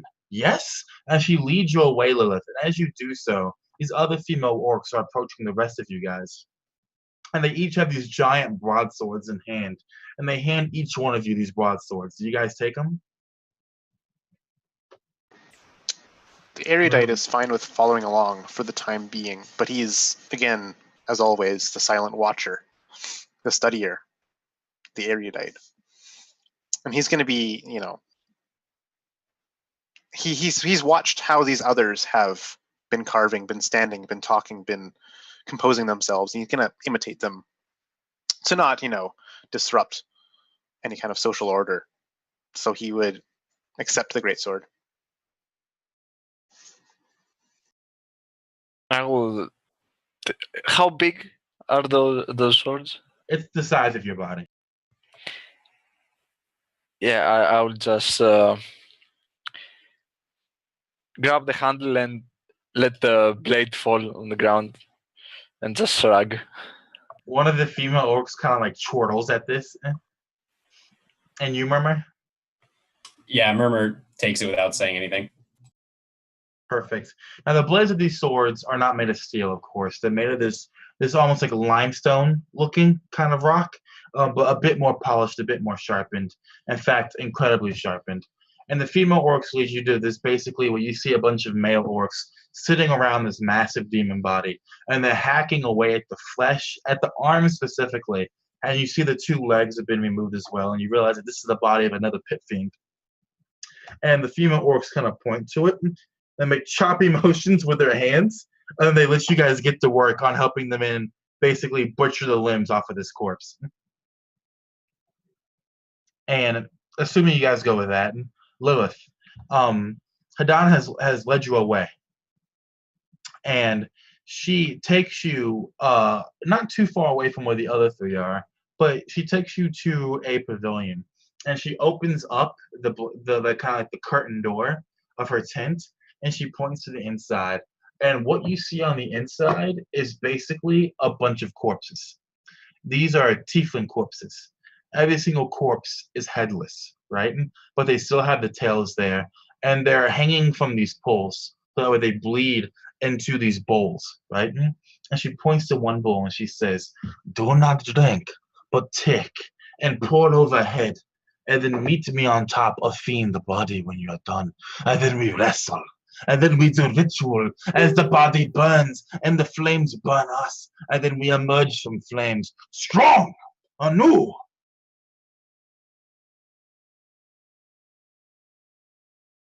Lilith would just. All right. And you can see when she kind of saw all the tiefling bodies, there was like a little bit of a smirk kind of cross her face. And she would, almost as if she was admiring their handiwork, just look at the headlessness and how they killed them.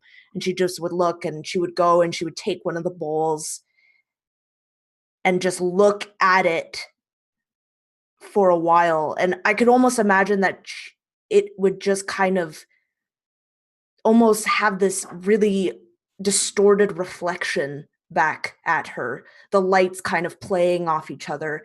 And she would just look at it and just take a breath, careful not to inhale or have her mouth open, and just pour it over herself.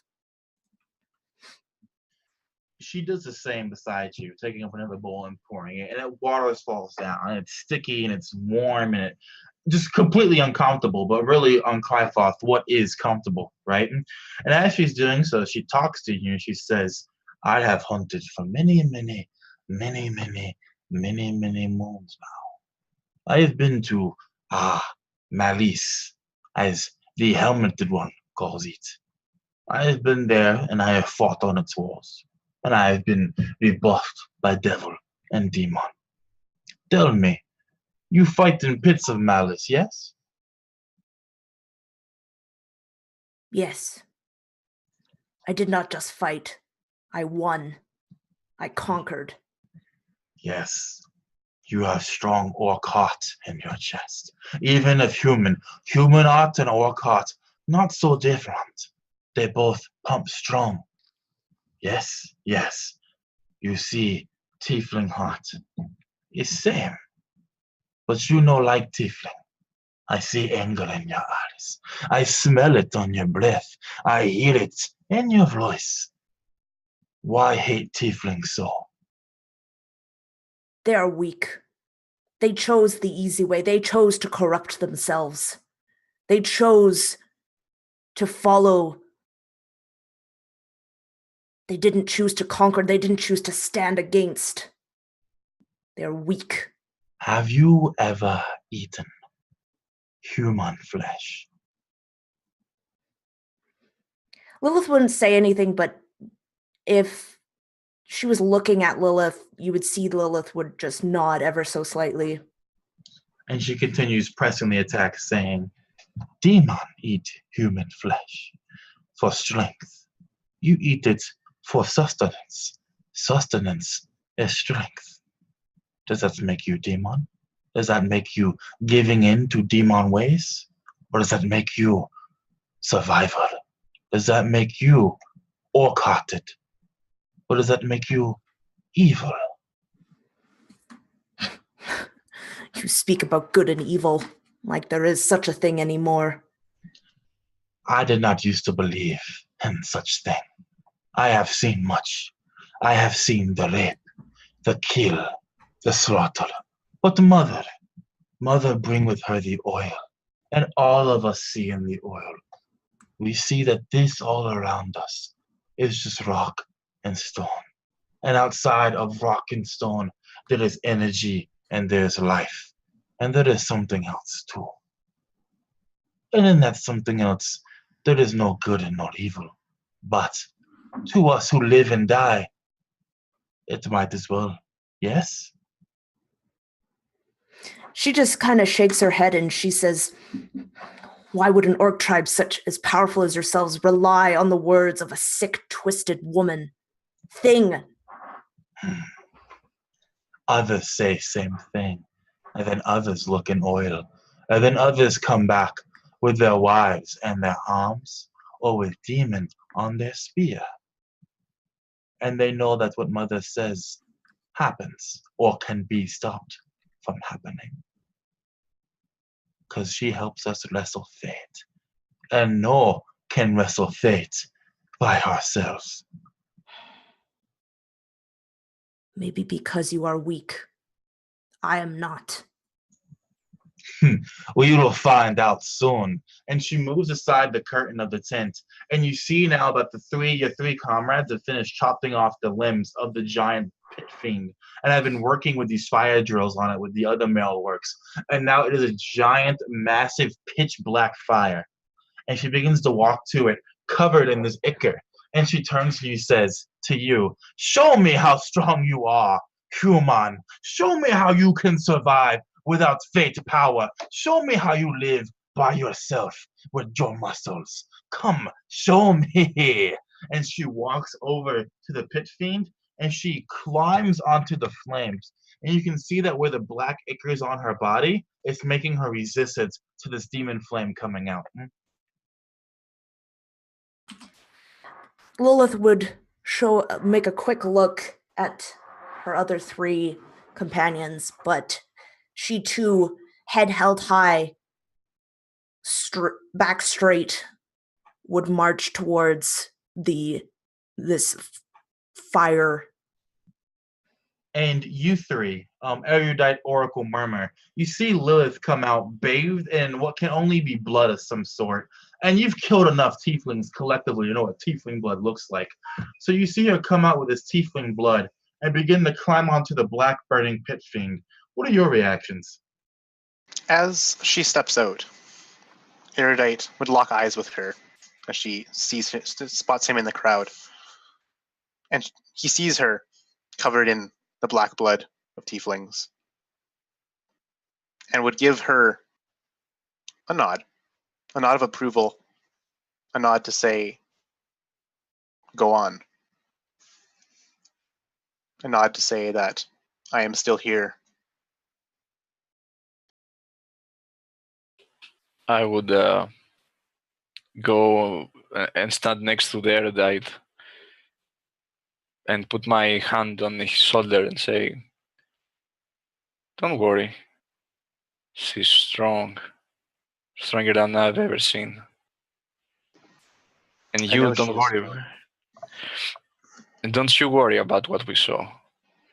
Your light will not go out today, and I will cast the death ward on him as I let his shoulder.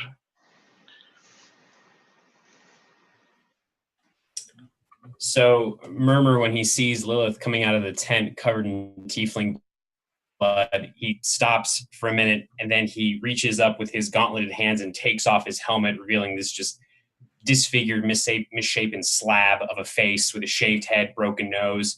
And he puts the helmet in his this little tattered bag that he carries, and he kind of squints at Lilith as she ascends onto the fire, looks over at the erudite and the oracle, and he just says, she looks good. And then he'll just kind of settle in and tilting his head to the side a little curiously to see what happens, but he's definitely watching Lilith very carefully. As you guys sit there and you make your comments, you realize that one hell of a crowd is forming around you. You see the orc children, orc women, orc men, all of them stop working.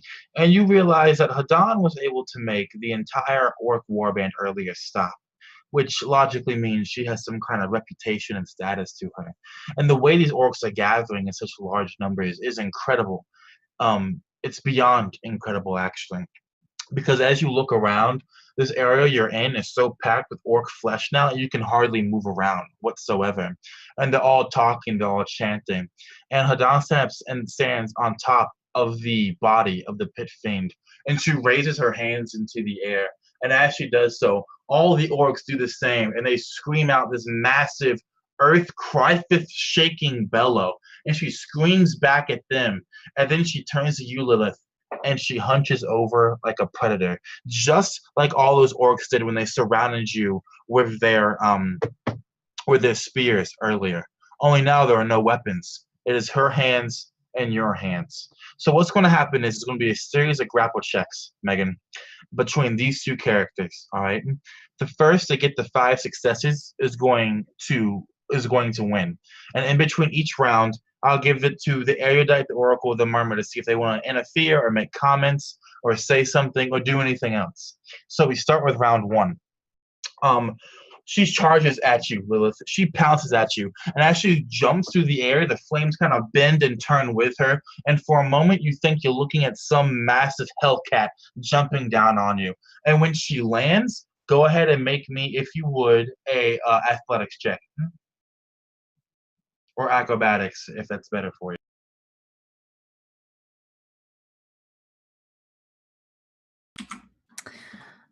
That's a 28. Perfect. Describe for me how you're able to fend off her first assault and how you turn it back on her. I can just imagine that during this time when the orc had her hands raised up and was kind of showing off, Lilith was studying her, almost with the same eyes as the erudite who studies things. She's looking at her, she's sensing every tense in her muscle. And then when she crouches down and she lunges, Lilith is ready. And she just kind of takes her shoulder, like both of the orc shoulders, and just kind of flips them around, turning her body around and kind of almost to hopefully like stagger the orc and just to kind of deflect her away from smashing into her body. The crowd erupts as they see your fantastic and amazing display of poise. Do any of the other three of you react when this happens, or do you let Lilith continue to wrestle? I think Murmur will just take one of his gauntleted fists and just start thumping it against his half-plate breastplate, just sort of chanting in a way that would probably be very familiar to Lilith as a fellow pit fighter, just saying, Lilith, Lilith, Lilith, just this one voice in this crowd of screaming orcs, his gray eyes narrowing as he watches her fight. As you do that more and more, Murmur, you don't notice it, but Oracle, you see it. These small knee-high orc children begin to move through the crowd, and they approach Murmur from behind, and they begin with their knuckles kind of rapping on the back of his own armor or on the skirt of his own breastplate, and they begin to take up the same cry you're saying, Murmur, as they're just copying you, because they don't know what the word you're saying is, right? And you just begin to hear this louder, growing child orc like gang saying, Lilith, Lilith, Lilith, as they bang on your armor with you, Murmur. And we move to the next round. Go ahead, Lilith. Go ahead. Yep. As I see the children start doing the same thing, I would use thaumaturgy to make booms along with the thumping of the chests. I love it. Go ahead, Oracle, make a performance check and put that into the sidebar for me. Now, Lilith, you you reposition yourself and you throw her, but as you do so, your feet seek into this flesh, this rotting, burning flesh you're fighting on, right? Go ahead and make me a dex save. Actually, no, I'll take that back. Make another athletics check, but at disadvantage this time, as she instantly pounds back on top of you. That's an 18. 18. So this time, as you're doing it, she grabs you by your face and she pulls your head down into her armored knee, and your face just smashes into it. You feel your nose kind of break and turn at an angle, and then she throws your head back, and your whole body just goes flying through the flames as you lose this round. However, as this happens, the booming sound that the Oracle is making to follow Murmur and these children is resonating through the orc crowd. And more orcs, so flabbergasted by the fact that a human is alive and doing these amazing feats, begin to chant for you, and you gain a point of inspiration. Now, you rise back up, Lilith, and she's pounding on you again. Hadan, go ahead and make another athletics check, just a normal roll, unless you want to spend inspiration on it. Okay. Ooh, I'm going to do inspiration. That's a 23. Perfect. She goes to put you in a headlock. How do you stop it? I can imagine that Lilith just kind of stands. She stares at the orc. She just kind of spits this bloody spittle mess. Some of it is like dripping down her face, and the orc lunges at her and kind of puts her in a headlock, going to kind of try to wrap her arm around, but Lilith takes her hand and just jabs it into the base of the ribs of this orc, squeezing as hard as she can, trying to get her thumb up in behind the ribs. And while the orc is distracted by this small amount of pain, Lilith just kind of ducks out of the way from her headlock and is just kind of standing at her, like almost face to face, not breaking eye contact the entire time. As you do that, you hear this sound as you see the pain echoing through her body. And as she turns around, is there anything in between rounds 2 and 3 that Erudite, Murmur, or Oracle wants to do?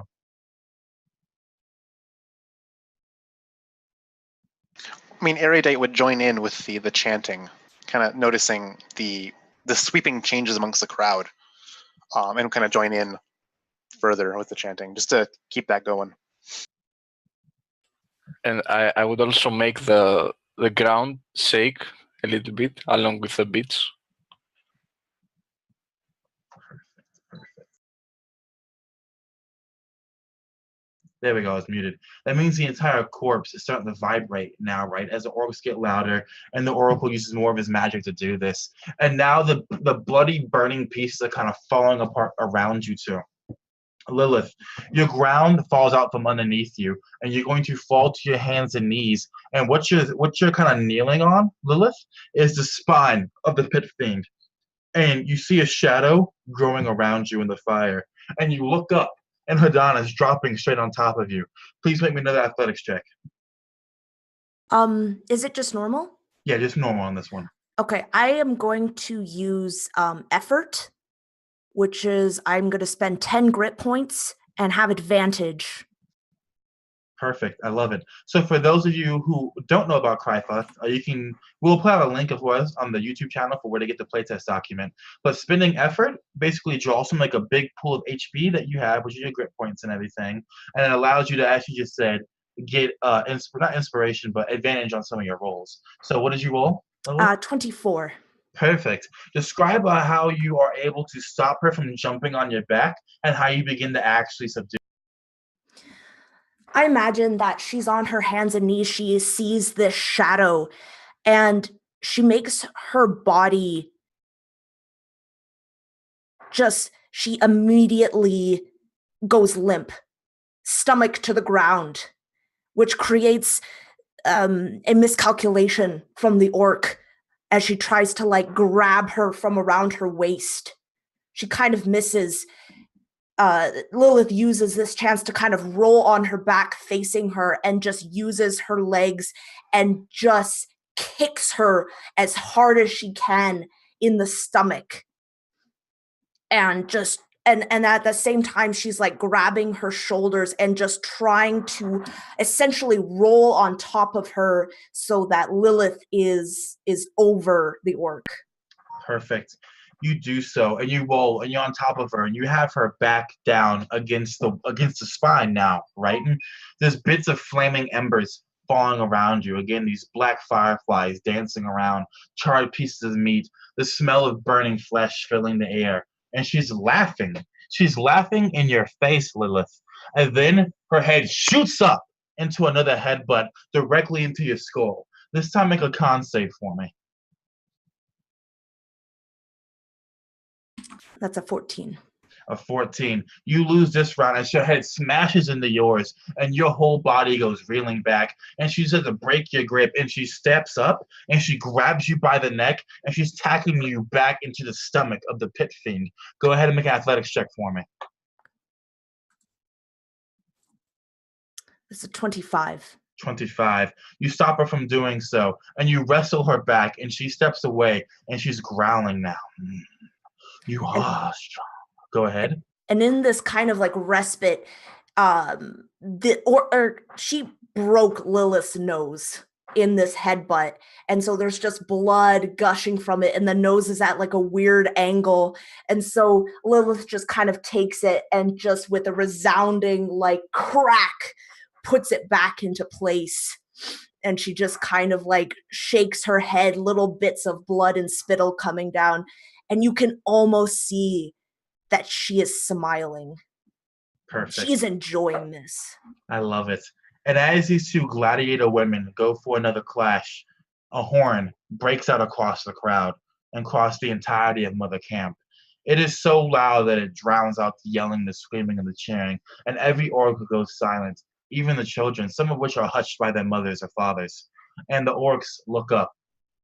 And they instantly, like that, snap into motion, dispersing out, picking up weapons, putting the children in the shelters, opening up these trap doors in the ground and putting the kids inside of there. Hadan steps, and she looks to the left, and she looks to the horizon, and she listens. And a horn blows a second time, and then a third along, a woo sound following it. And she looks to you, and she says, Death Storm. And as she says that word, the camera moves away from Mother Camp and moves along the dunes that protect it, along the blood sands, and it turns up, and you see this massive sandstorm approaching Mother Camp. But the sandstorm is not red sand, no, it is a death storm. It is pure black with flashes of lightning on the inside of it, and it is hurtling straight towards the Mother Camp. And that is where we're going to go ahead and take our first 10-minute break. We will pick it back up again at about 10 to 15 minutes or so, so around 10 o'clock.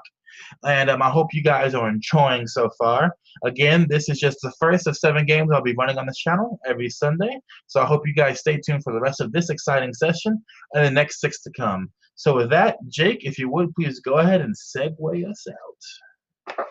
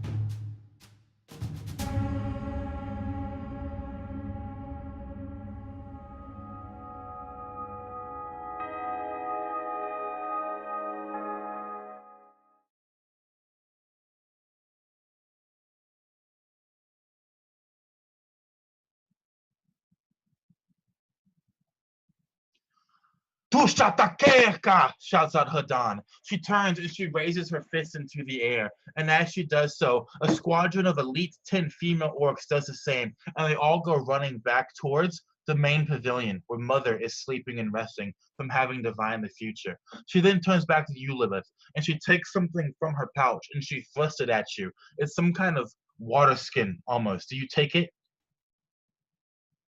Yes, she would.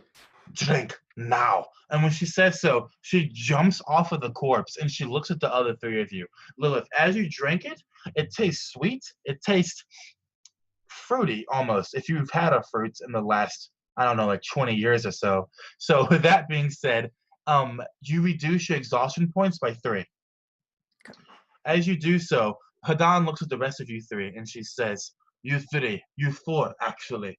You all been surviving for a long time out in Red Waste. You help us, yes? I will help. Erudite nods. He knows. He knows what a death storm is. He knows its lethality if you're not prepared. And as you say that, the horn blows a 4th time. And her eyes go wide. And she freezes. Like, she actually freezes in motion in front of you. And she turns her head to the skies. And you all follow her look. And you see this black shadow moving through the sky. And then another black shadow crests the horizon. And another one and another one. And she whispers the word, devils. And as she whispers that word, the same thought comes to all 4 of your minds. Hunters. Those which serve devils and hunting out humans. The entire mother camp is almost paralyzed. And then great tides of Amazonian orcs begin moving towards the horizon, towards that great crested dune that you guys came in on, all of them with weapons in hand. She turns to you 4 and she says, not just Deathstorm, the devils. We must defend, we must fight, come! And she turns and she starts running into the crowds. What do you guys do? Murmur very deliberately puts his horned helmet on, taking it out of his bag, and draws his sword and his shield, and just looks to the others, waiting for them to decide what to do. I look to the stars before they're covered by the black smoke and the blackened storm, and then look towards the devils, and my eyes start glowing bright white. I love it. Are you casting a spell of some sort, or? It's with thaumaturgy. I make my eyes. Got you. I love it. As you do that, you see the hunters begin to move in a vortex in the sky. Now, all of you know what a hunter is. It's what used to be a tiefling. It's a tiefling that's went too far, been too hollowed out, been too twisted, too corrupted. And now it's literally a shadow of what it once was, with one purpose, and one purpose only, to hunt down humans. And in a world where there are so precious few of you left, the amount of hunters you see is extraordinary. Hundreds, thousands. Soon the entire sky is just a mass of vortex of these spinning hunters, as if they've located your position. And then you see on the horizon, raising up past the dune, the sky is black, and that blackness is slowly creeping towards you. That is the death storm. Will you guys move with the rest of the Amazonian orcs to defend Mother Camp? Will you go do something else, perhaps? Will you take shelter like cowards to survive? Since you're not heroes, you're just survivors. So what will you do? The erudite scans the camp for any like sentry tower or other high point that's easily scalable. At the edge of the great big ass, like, I guess, perimeter of the Mother Camp are these huge watchtowers made of bone and stone. The erudite would head to one of those. He needs a high point to do his next task. Perfect. I love it. What about the rest of you? Lilith would she would start following the orc, more so to prove her worth, to prove that she is the strongest, and this looks like a challenge, and she kind of motions. She says, "Come, let us prove our strength."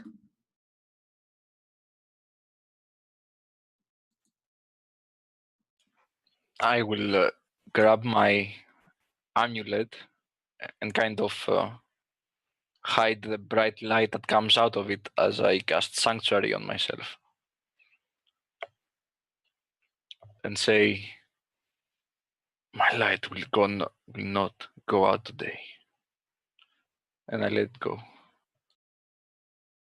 And Murmur will actually move after the erudite, not the orcs, and just say over his shoulder, "Remember, survival. It is all that matters." And then he'll follow him towards the watchtower. Perfect. So 2 of you are going to the front line, that's Lilith and Oracle, and the other 2 to the watchtower, correct? All right, perfect. So the party splits into 2 groups. As you guys do so, the camera's going to follow you, Lilith and Oracle, as you guys run along with the other orcs to the front. As you're doing so, you're hearing the war shouts, the chants, the rhymes, and the rhythms and the screams. These orcs are working themselves up into a frenzy.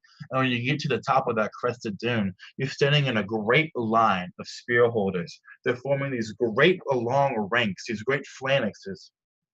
No shields, just their leather thongs, and then there's 2 spears, one on each arm, pointed out. If you look left, right, as far as the eye can see. Rows and rows and rows of them. And Hadan sits at the front of them all, where you are, Lilith, and where the Oracle is. And she's not carrying 2 spears. Instead, she has in her hand a long length of chain made of blood obsidian. So long that it coils on the ground to each side of her. And she reaches down and she picks up both heavy coils. You see her muscles straining, veins popping out as she lifts them. And she raises them above her head, and she screams. And the orcs scream too. And the death storm gets closer and closer and closer. And right before it hits, lightning flashes, and you see the twisted shapes of the dead and the devils inside of it. And the camera shifts from you 2 to the watchtower. Erudite and Murmur, you both climb up it, and inside of it you already see orc women in there. They're knocking the arrows, right? The bow and arrows. And they're dipping them in oil, they're lighting them, and they're lining them up, right? Basically, so they could take them out at will. One of them looks at you 2, and they say something in Orcish that only you understand, Erudite. And they say, "Bakatuk," and what they're saying is, "Why here? Why are you here?" The erudite would respond back in the language of the orcs. "I can stave it off. Protect me, and no harm shall come to you from the black sky." They all whisper human to themselves. And then they nod themselves and they look at Murmur in his full armored regalia. Do you say anything, Murmur? Since Murmur did not understand any of that exchange, he just glances at the erudite who spoke in the tongue of the orcs and just nods. And he'll actually put his shield and his sword away and get out this very dusty, somewhat ill-kempt crossbow and get out a bolt and see if he can dip it in some of that oil. Here in your corner, your stay can be full of surprises. And as you're doing that, erudite, you look out and you see the death storm is so close to hitting. What do? The erudite takes a deep breath. From a scabbard hidden in his long flowing cloak robes, he pulls out a polished steel longsword, a relic of a time past, something he's picked up along his travels.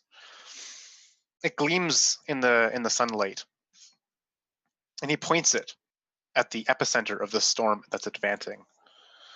With his other hand, he traces patterns intricate in the air, a sigil he knows that is mastery over weather itself, as he casts control weather to stave off this oncoming storm.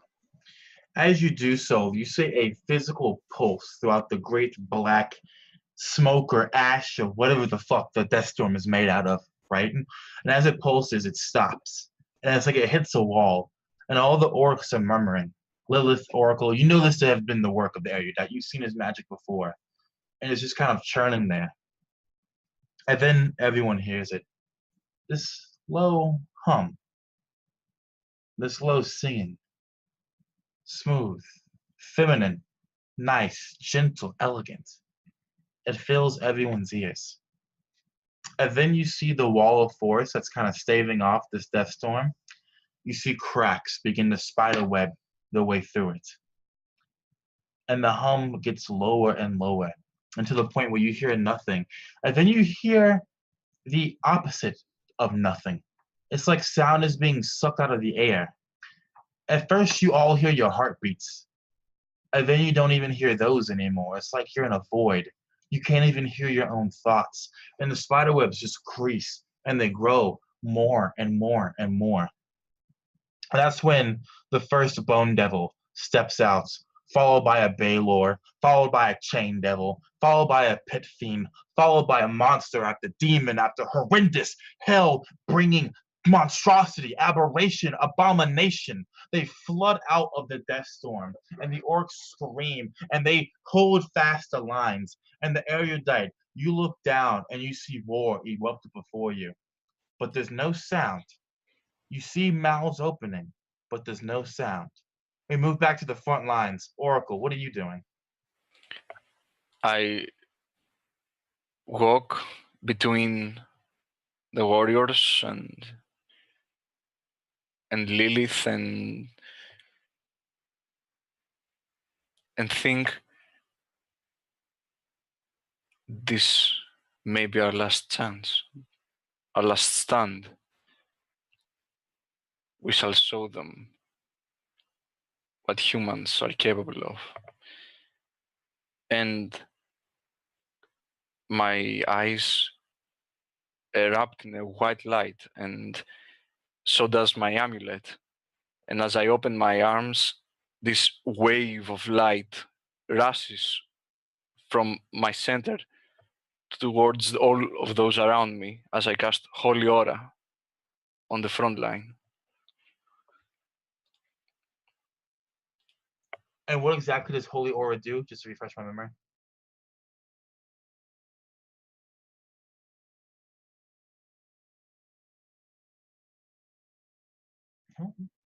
And as this is happening, Yannis, you're muted. Excuse me. In a 30-foot radius around me, everyone who was inside starts to shimmer and gives off a 5-foot radius of light, and has advantage on all saving throws, and creatures have disadvantage on attack roll against them. Perfect. I love Moreover, if a fiend attacks it with a melee attack, it flashes and it blinds them if they fail a Constitution save. Perfect. That's dope as shit. So basically, there's this squadron, Lilith, around you of shimmering, burning, fiery, white light orcs, including Hadan, including the Oracle, and including yourself. The fiends are rushing at you, Lilith. Will you fight with these guys? Will you go off by yourself? What do you do? The words of Murmur keep circling around Lilith's mind. Survival is most important. But she kind of shakes her head and she just thinks, no. Survival without honor.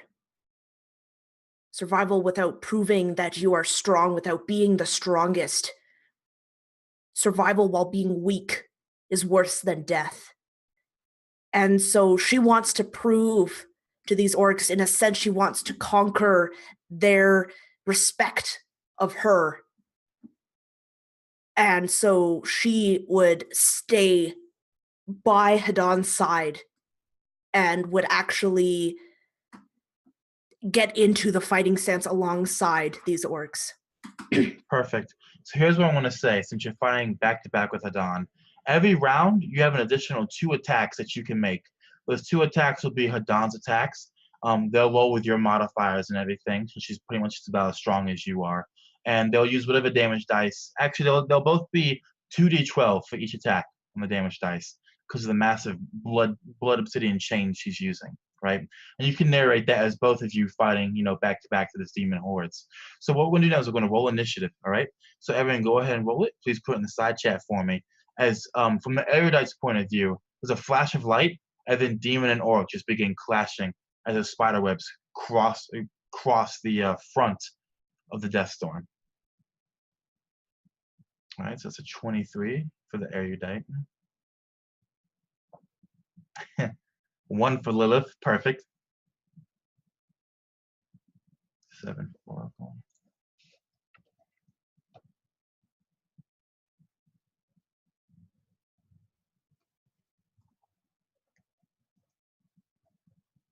And what did you get, Murmur? 8. Perfect. All right. So here is the initiative order. We're going to start with you, erudite. So that weird sound effect almost completely fades away, but you still see the cracks in the walls of force before you against the Deathstorm. What do you do now? I am going to continue to hold concentration on this Mastery of the Weather spell. And I'm going to try to pull the air from behind us and use it not only to buff it back, the Deathstorm, but also the clouds of swarming hunters above. Try to push them and repel them from the fighting and from the battle. Is there a roll for that, or? I'm just doing what Control Weather does. Do they roll? Whatever wind would do. It's like All up right. to GM. So what I'm going to say is go ahead and roll a d20 and then add your spellcasting modifiers to that. That would be a total of 13. 13. Perfect. So this great wind blows over the camp, and you see hunters begin to get pushed back. But you have to decide, do you want to push back the hunters, or do you want to push back the Deathstorm? Which is it? The Deathstorm would be my main priority. The Deathstorm begins to move backwards further. And as you do so, the spider webbing cracks increase even more. And then you hear a voice in your head, erudite. It doesn't say any words. It just hums in the back of your head. We move down to the Devil Army's turn.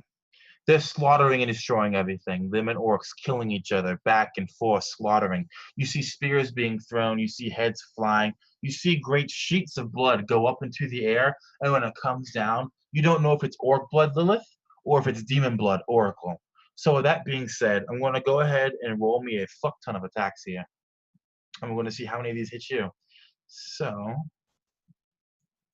perfect. What was your AC again, Lilith and Oracle? Actually, I have it right here. JK, I take that back. All right, Lilith, describe for me how both you and Hadan are fending off these demons and devils from destroying you. I can imagine that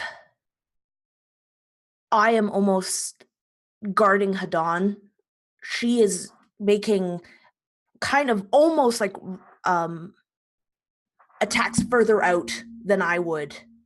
And so we are almost, I'm watching her back. If something came out of her line of sight, or if she's attacking something else, I would go for it. I would, and I think she would be doing the same. So in a sense, yeah, we're almost back to back, or just facing these things and just trying to keep each other's peripherals covered.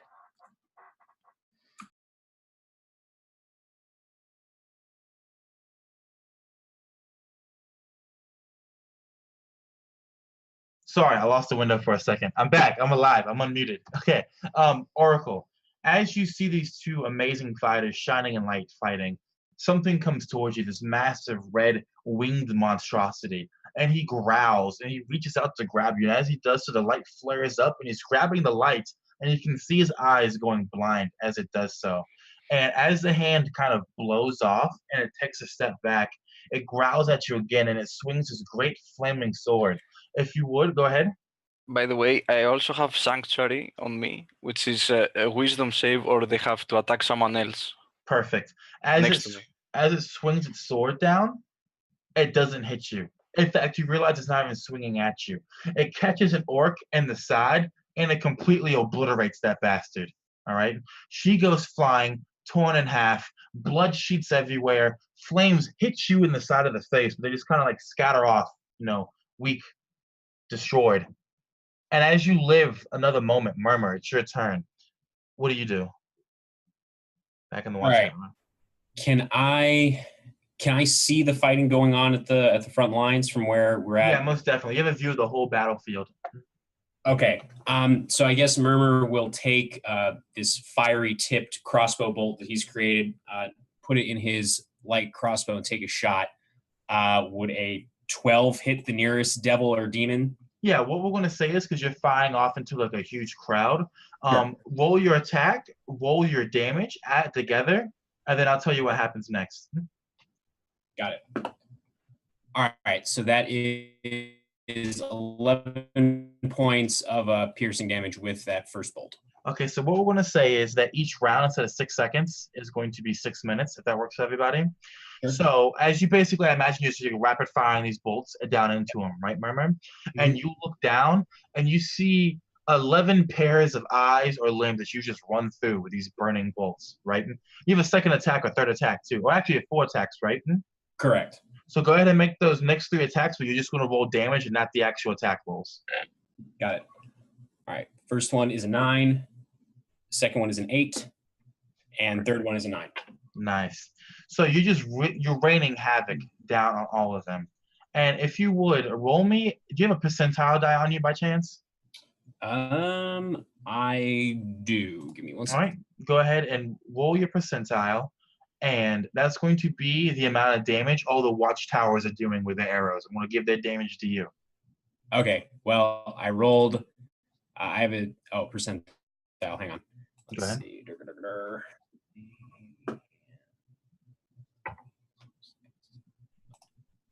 Okay. I have a D100. I don't have a percentile. That works.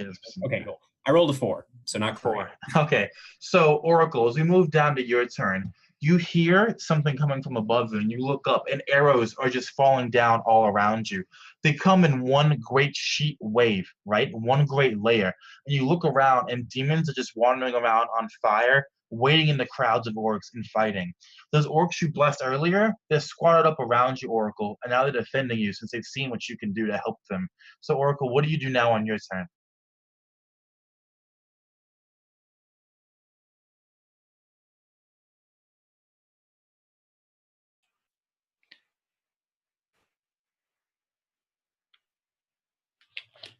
I will just keep walking slowly among the chaos of the battle calmly, with my eyes flaring bright white, and just illuminate the front lines, just behind the blood and chaos and the. So, are you casting a spell or? No, I'll keep concentrating on my brilliant holy aura. All right, I dig it. So you keep your concentration up. Everything is still blinding bright around you. Lilith, you and Hadan also, of course, almost these angelic figures. These 2 women, these 2 muscle-bound warrior women fighting side by side. So go ahead and just make 4 damage rolls, right? And then add it all together and then narrate for me and then tell me the amount, of course. From me? No, for Lilith. Okay, so I rolled the attacks. Do they all hit or do? Yeah, we're gonna say they all hit because I mean you're in the middle of a thronging army. So okay. All right. Let's and then she's also going to use Divine Smite on one of her attacks. Perfect. So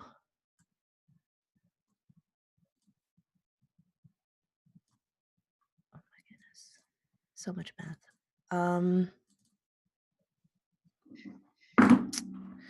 That is going to be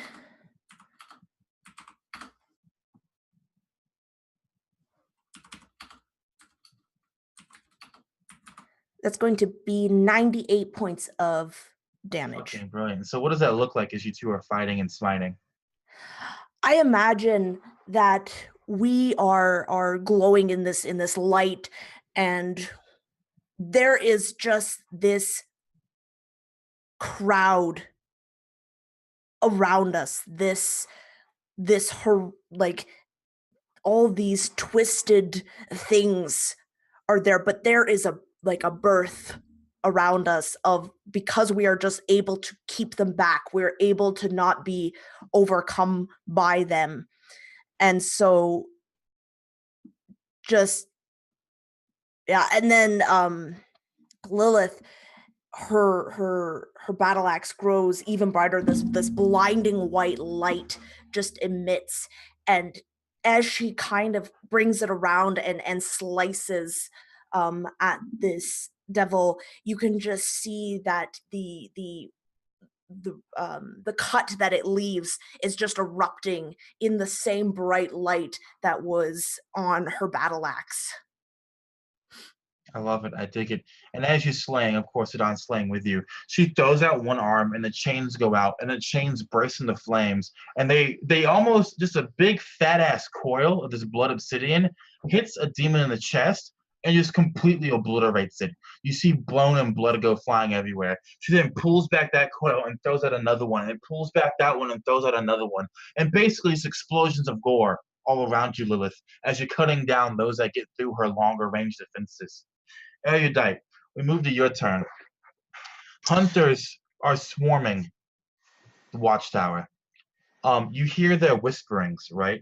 And you look around you, and you see their hands coiling around the roof, and then their heads lowering, and then you see them kind of bubbling up through stones and the bones of the watchtower, and then they reach up and they move their hoods back, and you see the bony faces of tieflings, right? Just their skulls, and all their heads. Something unique happens. All their heads turn at once, Erudite, to the Death Storm, and they open their mouths and they begin to sing this haunting song. Erudite, what do you do? Erudite is confident in how the wind is currently pushing back the Death Storm. So he'll keep that, he'll not accelerate that wind for the time being. But instead he sees these creatures all around him, and he will call upon the crackling weather and storms and the electricity and static in the air, and he'll just boom, boom, conjure 3 bolts of lightning that strike at these ephemeral hunter beings, casting chain lightning around him. So that's a DC 19 dex save for a bunch of lightning damage. And they fail as your lightning erupts from your fingertips and fries many of these motherfuckers. What's the damage total? 43 damage each. 43 to 3 damage. targets. Yeah. Murmur, you look around you and you see 3 of these hunters that are like the 6 that are surrounding you guys just turn to nothing. They fade away completely, right? They're blown away into ash.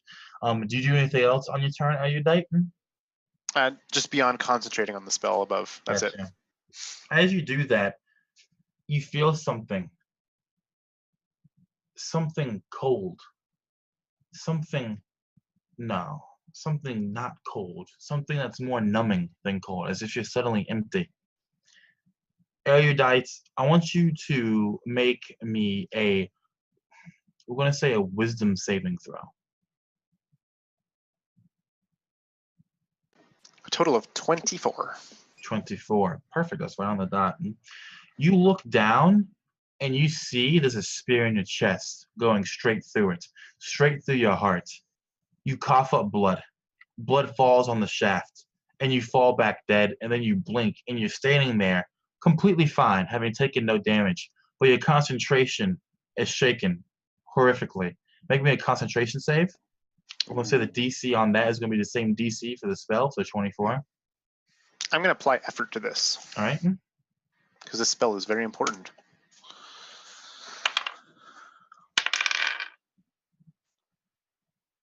I got a 17. It's like watching a massive window just shatter in front of everyone. The orcs look up, you look up, Lilith looks up, Oracle looks up, as these shards of white light fall around you guys, as the spell shatters. And then the storm overtakes everything in an instant. See the slate glazed sun, shining steel-colored light on the Crifoth. Now block it out. It's gone. There is no sun. There is no light. Everything is black. Everything is burning. Everything is stinging. Everything is moving and loud and thunderous around you guys. It is too much to bear all at once as this massive thing blows over you. So here's what's going to happen. It's like this. Every time you guys fail a roll, you're taking 2 points of exhaustion flat out, as well as an amount of damage. In fact, you'll be taking 20 points of damage because there's something behind this death storm that's pushing it on to be further on, as you realize now, Erudite, given the singing of the hunters and whatever just cast a spell on you from afar. With that being said, the demons are all making vicious, violent attacks. Only one of them succeeds. Lilith, you feel something smash you in the back, something heavy, something burning, as a pit fiend literally just takes its sword and shoves it straight into you. You're going to take a total of 56 points of damage, Lilith. As you do so, tell me, how do you react to this? What's Lilith's first reaction? I think that Lilith, being pierced, would just look over and just kind of smile. I feel like they've been playing it safe for a very long time that they've been together, and she hasn't felt this kind of pain in a very long time since the pit. And it almost brings her alive, and she grips. And she just looks this devil right in the face, not blinking, and he actually takes 5 psychic damage. Perfect. I love it. So it's another 5 damage dealt. And then it's thrown back, right? Because this light pours out of your wound, courtesy of Oracle. And as it does so, it screams out, swinging its sword wildly through the air, unable to actually hit something for it cannot see. Murmur, we move up to you. You're in this watchtower, and then there's nothing but screaming black around you, right? As the death storm overcomes everything. The orc Amazon archers are all screaming as well, trying to fire arrows, but the arrows can't fly through the power of this wind, right? So, Murmur, what are you going to do on this turn? Can I see any of the hunters around, or it's just blackness and screaming? It's just blackness and screaming. Okay.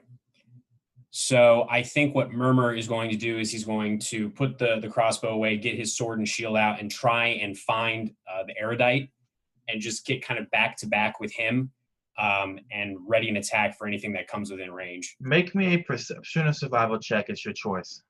Okey-doke. That's pretty good. That is a 21. Perfect. You feel the erudite's back. You know what his back feels like. You fought back to back so many times in the past. He's slight, he's short, and usually he's floating. So when you feel that behind you, you know that's him.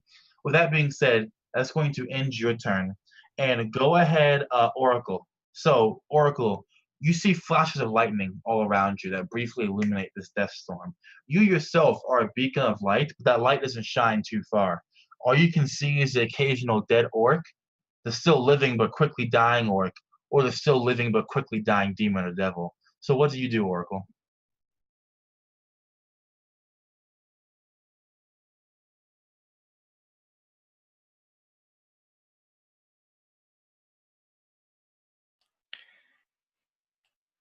As I look around, trying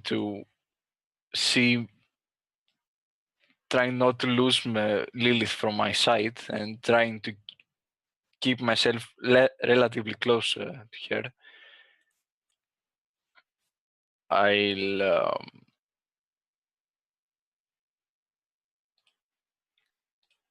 just focus as hard as I can, trying to keep my beacon of light from fading into the storm's darkness. So I want to say is make a concentration check and make it with advantage. With a DC of 24.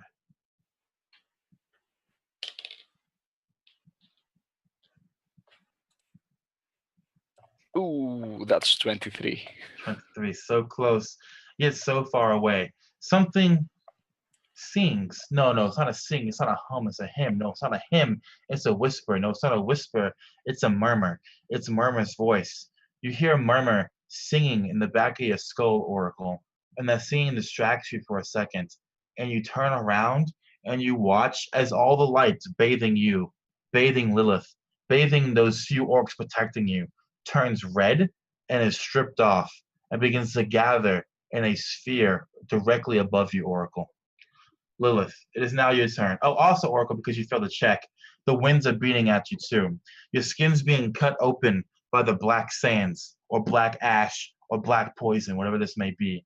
You're taking those 20 points of damage, and you're taking 20, sorry, not 20, wow. You're taking 2 points of exhaustion. At 20 points of exhaustion, you would have died. With that being said, Lilith, it is now your turn. I think that despite this storm being upon them, Lilith and Hayden fight with maybe even more ferocity than before. And I rolled everything ahead of time, assuming that everything hits again. So what we're going to say is because of the death storm and because of how blinding it is, give me half of what you rolled. Half? Okay. That is 36. Perfect. 36 points of damage. That's above the threshold I had set, so you don't take any consequences from that. However, something else does happen. And you two begin to hear this sound. It sounds like a woman screaming. Or it almost sounds like a woman giving birth, maybe? You're not quite sure. It's this vicious, undulating sound, followed by the crying of a babe, Lilith. And that sound fills your ears. And you look around, and you can see Hadan by the flashes of lightning. And she, too, is confused. And she's standing there with her 2 coils of chains in her hand. And you see that red ball of light, Lilith, forming directly above the oracle, right? And the only other light you can see other than the lightning. And Erudite, it is your turn. Is the mother's shack within 500 feet of the watchtower? We could say it is. Cool. In this, it's completely pitch black. The sun blotted out. Erudite pictures in his mind every detail of that shack, of that tent, as he disappears and dimension doors back into that tent. Do you take Murmur with you when you do that, or is it just you? I would first, I would ask him if he's going to stand his ground or not. And Murmur would just say, trying to be heard over the howling wind, which is probably very difficult for him, "We do whatever we must to survive. If you're going to do something, now is the time." And would there be desperation or pride in your voice? That's more what he's looking at. Honestly, it's hard to tell, partially because of the wind and the howling and the screaming, the clash of weapons. I mean, you've known Murmur for a little while. Extremes of emotion are pretty uncommon. I would say there's a hint of desperation because, like he told your sister, his one law, his one rule is survive at any cost. And so I say, "Come with me. I'll give you a breath." And yeah, I'll dimension door him too into the mother's shack. And that would be my action for the turn. Perfect. As you appear in that shack, and you kind of drop out into it, you look around, you don't hear the wind. Well, you hear the wind, but the wind is muffled. And you look at the sides of the pavilion, and you look up and you realize that a tent has actually been erected now. And the orc Amazons are all looking at you like, "What the fuck are you doing here, dog?" And they look to the mother herself, and she coughs in her hand, and she pulls away. You see blood and oil on her hand. And her blind eyes move to you, Erudite Murmur, and she says, "Just as I've foreseen it." And as she says those words, the camera shifts over to you, Oracle. And you're looking up at this red light forming above you. And you see something spread across that red light. And it's like the light itself is taking a shape. And it takes the shape of lips. A giant red ball with lips, Oracle. And the lips open, this mouth. And when that mouth opens, there's another mouth inside of it with lips too. And that mouth opens. And there's another mouth in that one. And that mouth opens. And another mouth in that one. And in that one. And in that one. And as the final one opens, you see inside of it the small, glowing red face of a baby. And the demon of song looks to you, Oracle, and it says, gather. And as it says that word, Oracle, please make a wisdom saving throw for me.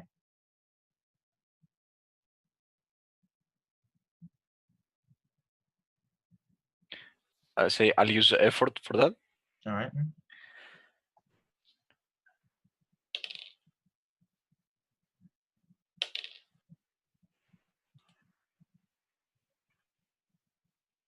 Wisdom, you said? Yeah. 22. 22. A red light bathes you, Oracle, and every single fucking cell in your body is burning as if on fire, as you're instantaneously disintegrated. And then you're reconstructed inside of the tent itself. You're on your hands and your knees. You're reduced down to 0 grip points by this, leaving only your blood points behind. And as you look around, you see a portal open, and through that portal is thrown Lilith. And Lilith, you smash into the ground back first, not taking any damage because he didn't fail hard enough for that.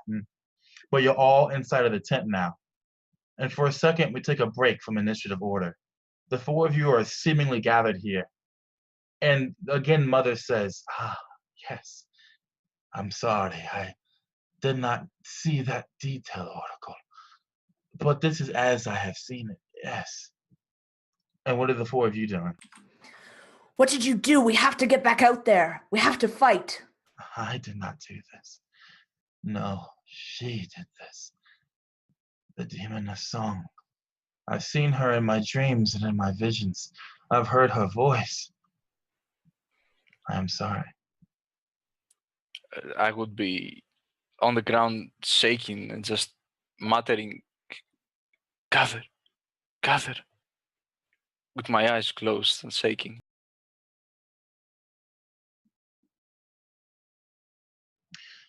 Erudite Murmurer, what are you two saying? Erudite is thinking hard. He's looking to the 3 of his companions.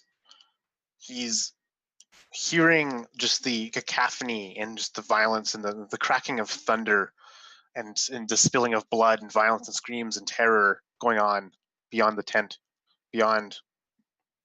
And he sees the Oracle just staggered, winded, gritless.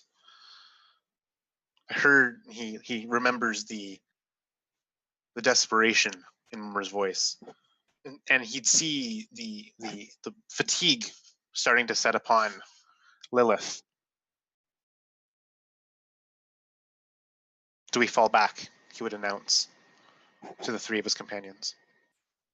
And as a response, Murmur pulls out his obsidian longsword, which actually all 3 of you would probably know. It is this serrated blade that is forged in a style used typically by the demons in Malice. And he just looks to the erudite and just nods his horned helmet once as he takes his shield out as well.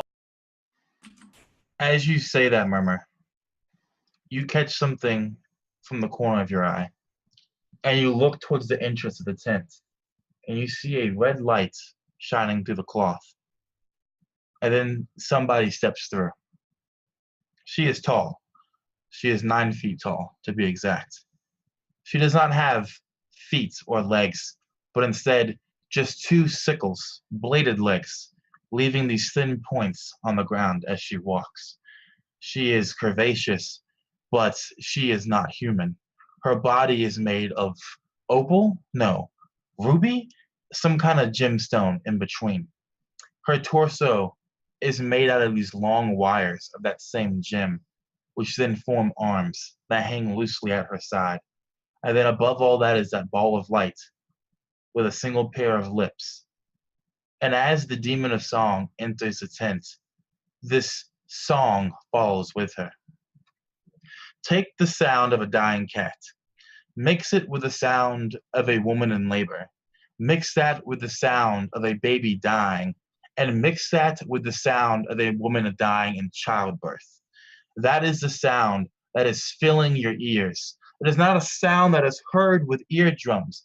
It is a sound that is in your mind. It is a sound that is consuming your neurons, stopping your synapses from firing properly. You begin to shake at the hand, not because you're afraid, not because you're wanting to shake, not because you're cold, but because the physical mortal body, when seeing an archdevil, can react in no other way than to shake. And that's how you know that this is an archdevil, everybody, because of that shaking in your limbs. We enter initiative order, and it is her turn, the demon of song. The lips, Connor's face, the lips open up, and again, you see that other mouth, and then another mouth, and then another mouth, and then finally a centipede comes out.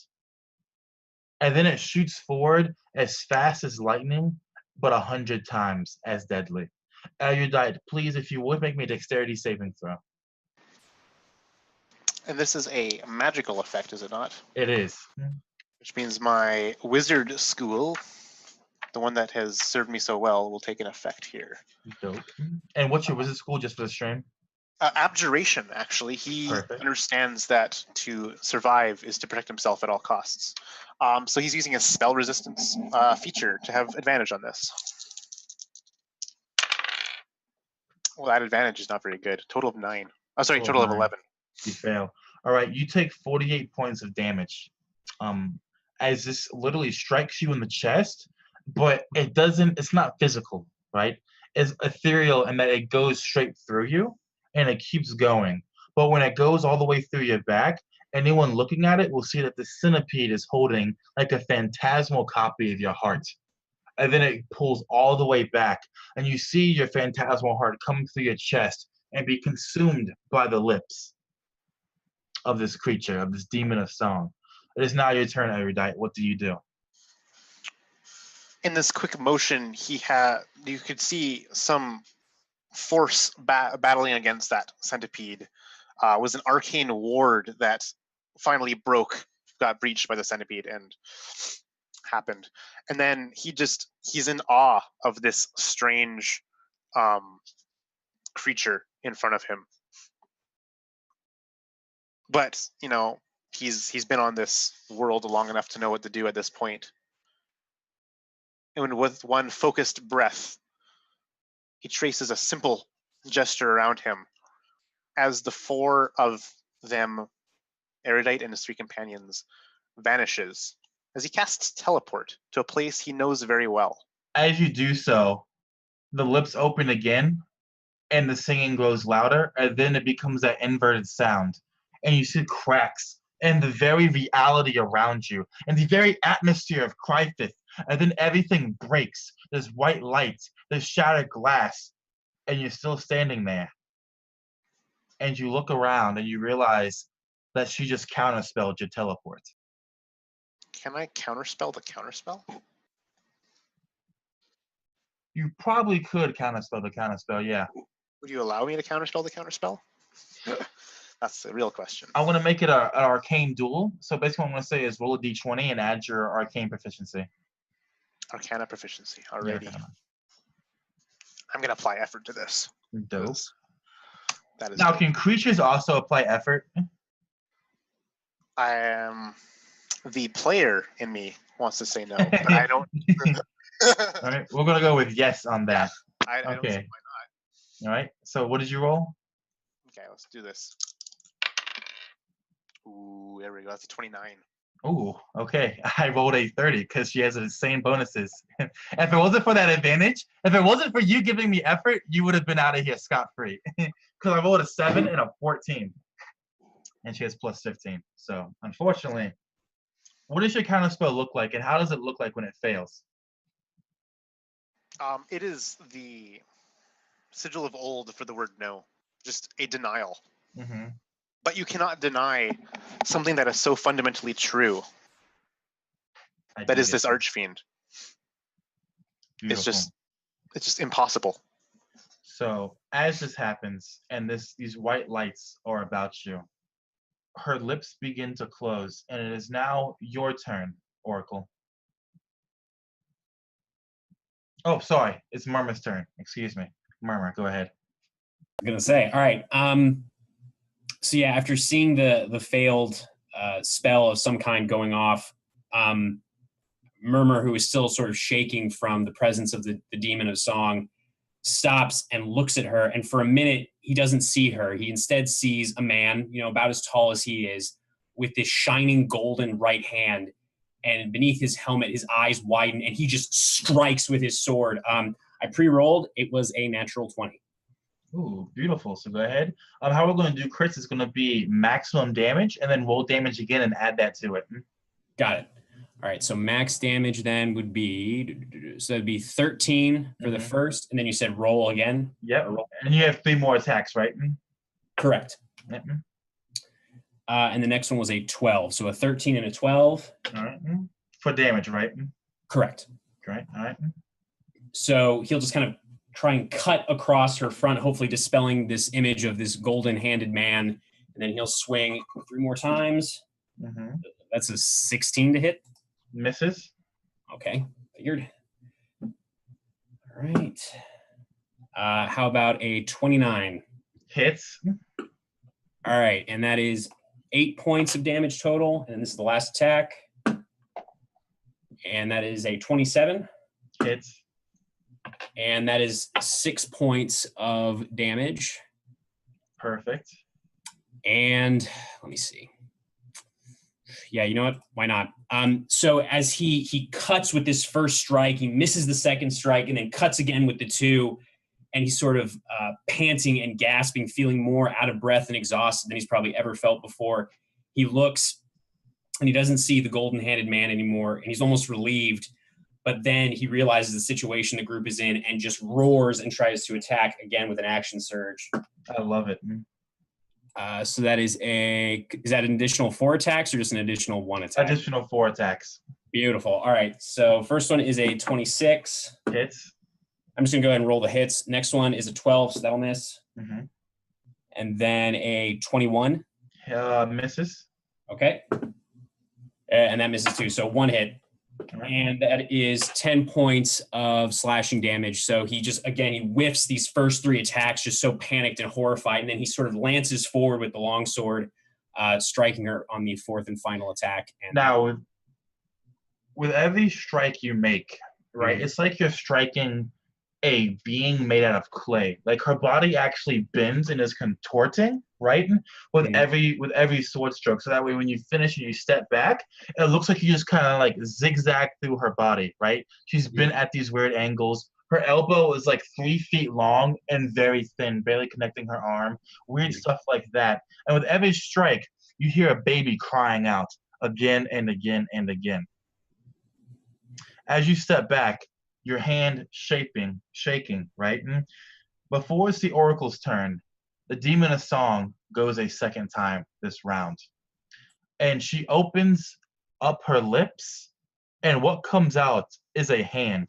And in that hand is a sword. No, a spear, you realize, long and crystalline. And it turns it around in an instant, and it brings it down 4 times directly on top of you, Murmur.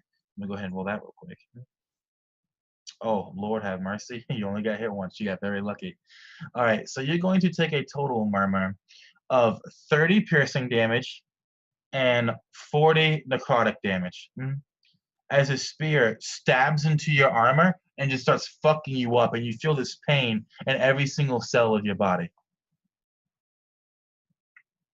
It is now your turn, Oracle. What do you do?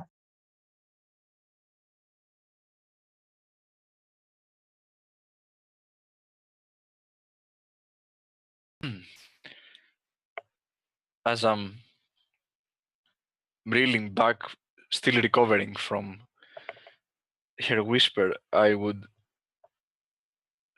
stammer back, trying to hide behind the erudite and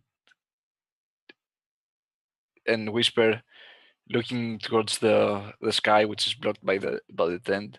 I would whisper, "Protect me," and I'll cast Death Ward on myself. Perfect. I love it. As you do so, Lilith, it is now your turn. What do you do? Lilith is shaking in the presence of this archdevil, and she is becoming angry that she is shaking in front of this thing. She doesn't cower in front of anyone. And so, though kind of hesitant and shaking at first, she begins to yell, and she bangs her battle axe against her shield again and again. And she is just staring at this thing, and it needs to make a wisdom saving throw. Wisdom saving throw. All right. And what's the DC I'm looking for? 19. 19, and she passes it. She has a 20 on the die. Well, not, it's just a 14 on the die plus 6, which makes it 20. Is that all you had? Yeah, that's it. As you're doing that, she reaches up with both of her hands, her actual normal hands, and she stuffs with one hand the spear and the other arm coming out of one of her many mouths back inside. And then she reaches back into her mouth with the other hand, and she pulls out a smaller sphere with lips on it. And that sphere's mouth opens up, and you hear the words coming out, "Help me, help me, help me, help me, help me, help me, help me, help me, help me, help me, help me, help me, help me, help me. I want you to hear my song, please." And once that please comes out, if you would please, Oracle, make me a wisdom saving throw.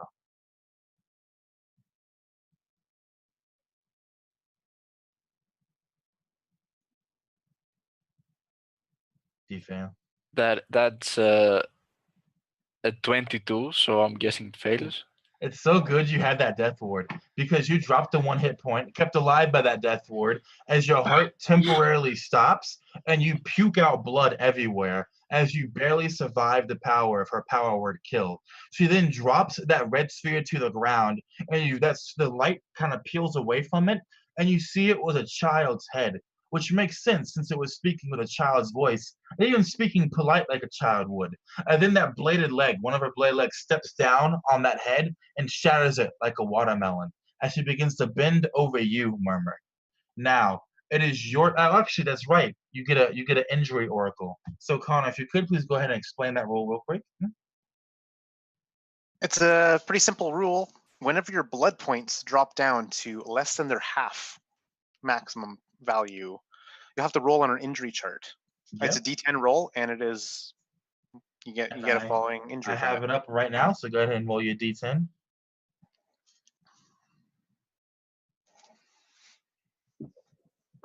Higher is better, my friend. That's what it's looking like. It's 9.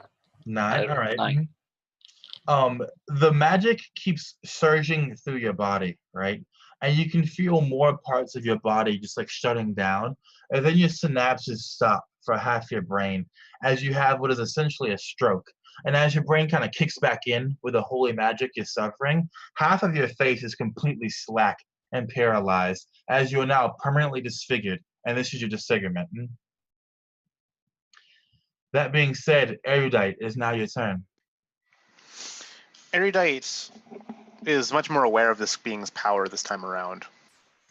He's again using or noticing the distraction of his allies, at least to maybe give him a bit of leeway in this time again. He's going to trace the same sigil on the ground quicker this time, more subtly perhaps even, to teleport the 4 of them out. But he's ready for that good old counterspell if it happens. Perfect. And I assume, are you using a higher spell slot or the same spell slot? For the teleport or the counterspell?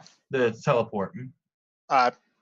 Same level spell slot. And that's a 7th level spell, right? Just making sure that's our rule is. Yeah. All right, so she again is going to try and counterspell it. So go ahead and do your Arcana check and add your proficiency bonus and all that with the counterspell. Yeah, cool. So effort gives me advantage. And I'm getting a plus 17 on this roll. Ooh, there we go. 32. 32, perfect. What does it look like as the teleport takes effect and you 4 disappear? I imagine everyone's in the middle of their current actions. The world pauses just for Erudite as he sees the entirety of the cosmos pause just for a second. And he would announce to the cosmos that they are not there, but they are somewhere else. And so it is the sigil that can recreate, that can redefine. And they would appear a sanctuary for Erudite, a place that is familiar to him, yet far from many, many, many dangers. It is this old castle buried beneath layers of molten rock, sand, years of just pressed earth made from ashy bone. It is a ruin that he had found many, or moons ago in his travels and studies. It is essentially his home. And that is where they appear in this grand chamber. And then the world unfreezes for the Erudite, and everyone else continues with their motions. The three of them, hacking into the air, and the Oracle coughing up blood. Take a point of inspiration for that. And before I continue with what happens next, what is everyone's immediate reaction? I grab my head and puke up a gulp of blood on the 10th floor. That's not the 10th floor. It's stone, and I feel it, but I can't see very well as one of my eyes is closed, and I'm on my knees, and I feel it with my hands, and I see, and I listen, and there's quiet.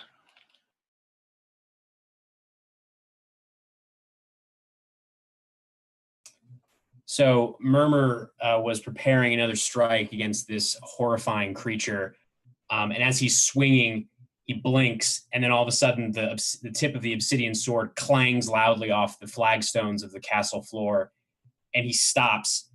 And probably for the first time since the group has known him in the several years they've been together, the sword falls from his hand, and he just sinks to his knees, just staring at the blade through the visor of his horned helmet, and he just kneels there for a moment. Lilith is getting ready to strike the Archdevil. And when they kind of come back, she is still in that rage. She is still, her adrenaline is pumping. And she turns to Erudite and she lunges at him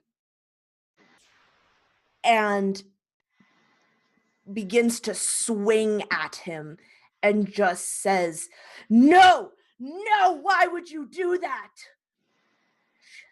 They were right there. Could have. We let all those orcs die. We were cowards. We ran. What are you thinking? Why would you take me with you?" And Erudite holds up his hands and shields himself as these shimmers of force would repel any kind of assault you make against him. Pressing you like a person against a window pane. I did what I must. The writing was on the wall. Of course, you can't read. We were outmatched, don't you see? Outmatched by the cosmos itself. I saved you. I would not let my own sister die, be ripped open, and have their very being eaten in front of me by the greatest terror in the world. And here we are safe, and here we can survive for the time being. I've made this my sanctum. It may not hold for long, but it'll hold for the time being. We are safe here. So what do you just want to do? Hide like rats? Like vermin? I want to solve this riddle we've been presented. I've seen my head explode upon your face. You've seen it all too, I know. That is not something that will happen if I draw breath, if my brain can think.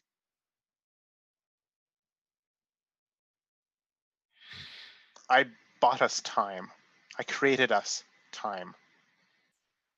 Time that is very, very important. You know what the smoke devils said. You know what the black tiefling woman said. Why can't you understand?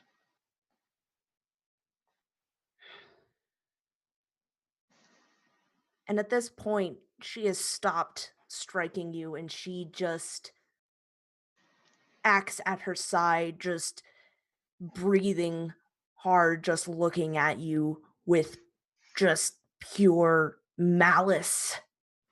But a hint, just this small hint that she knows that you're right, and but she would never, ever admit it. And she just said,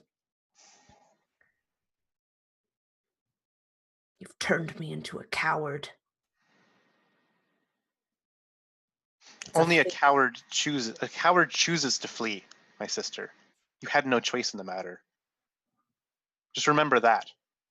You are still no coward, but you are a survivor. And Murmur's voice just kind of echoes from inside his helmet. He's not even looking in anybody's direction. He just says, "And we cowards get to live another day. We will have another chance at this creature. I have a sneaking suspicion."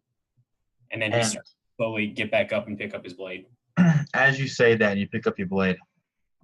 The camera changes.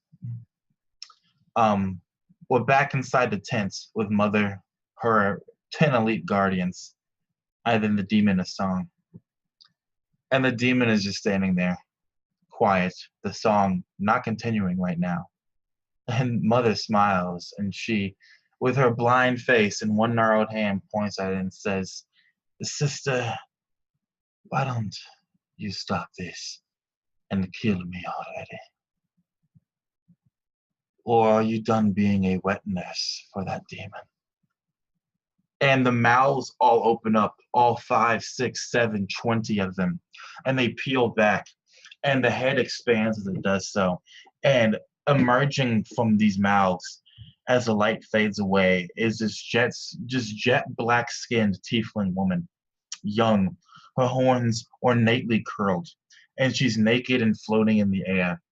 And she looks up, and she looks directly at Mother, and she opens her arms a bit, and you see this pure white baby, beautiful, immaculate, sitting there, and it pulls its face from her breast, and she lifts the baby into the air with both hands. And as she does so, she looks at Mother, and she says, "I will find them, and I will eat them.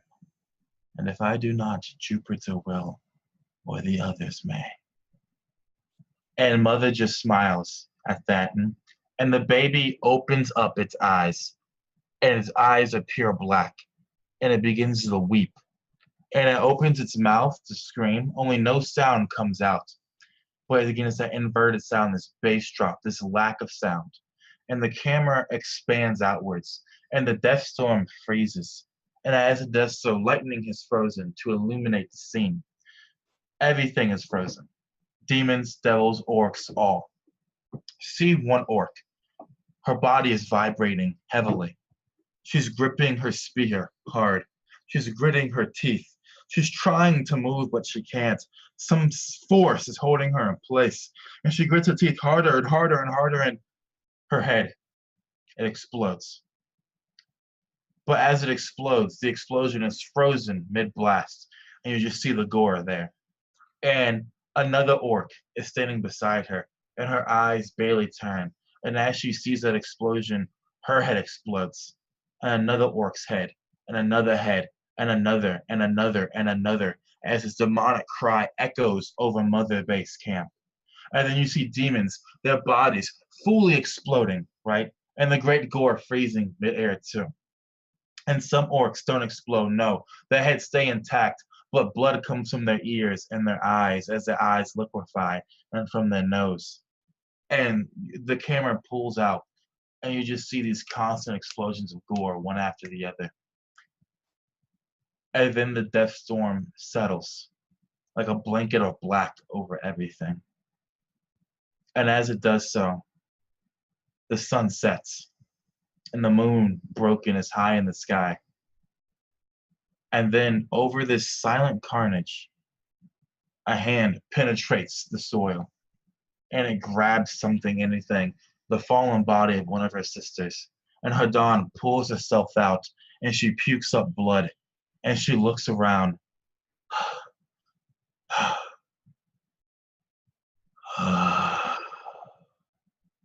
And as the camera freezes on her twisted, contorted face, the first of the last 7 days comes to an end.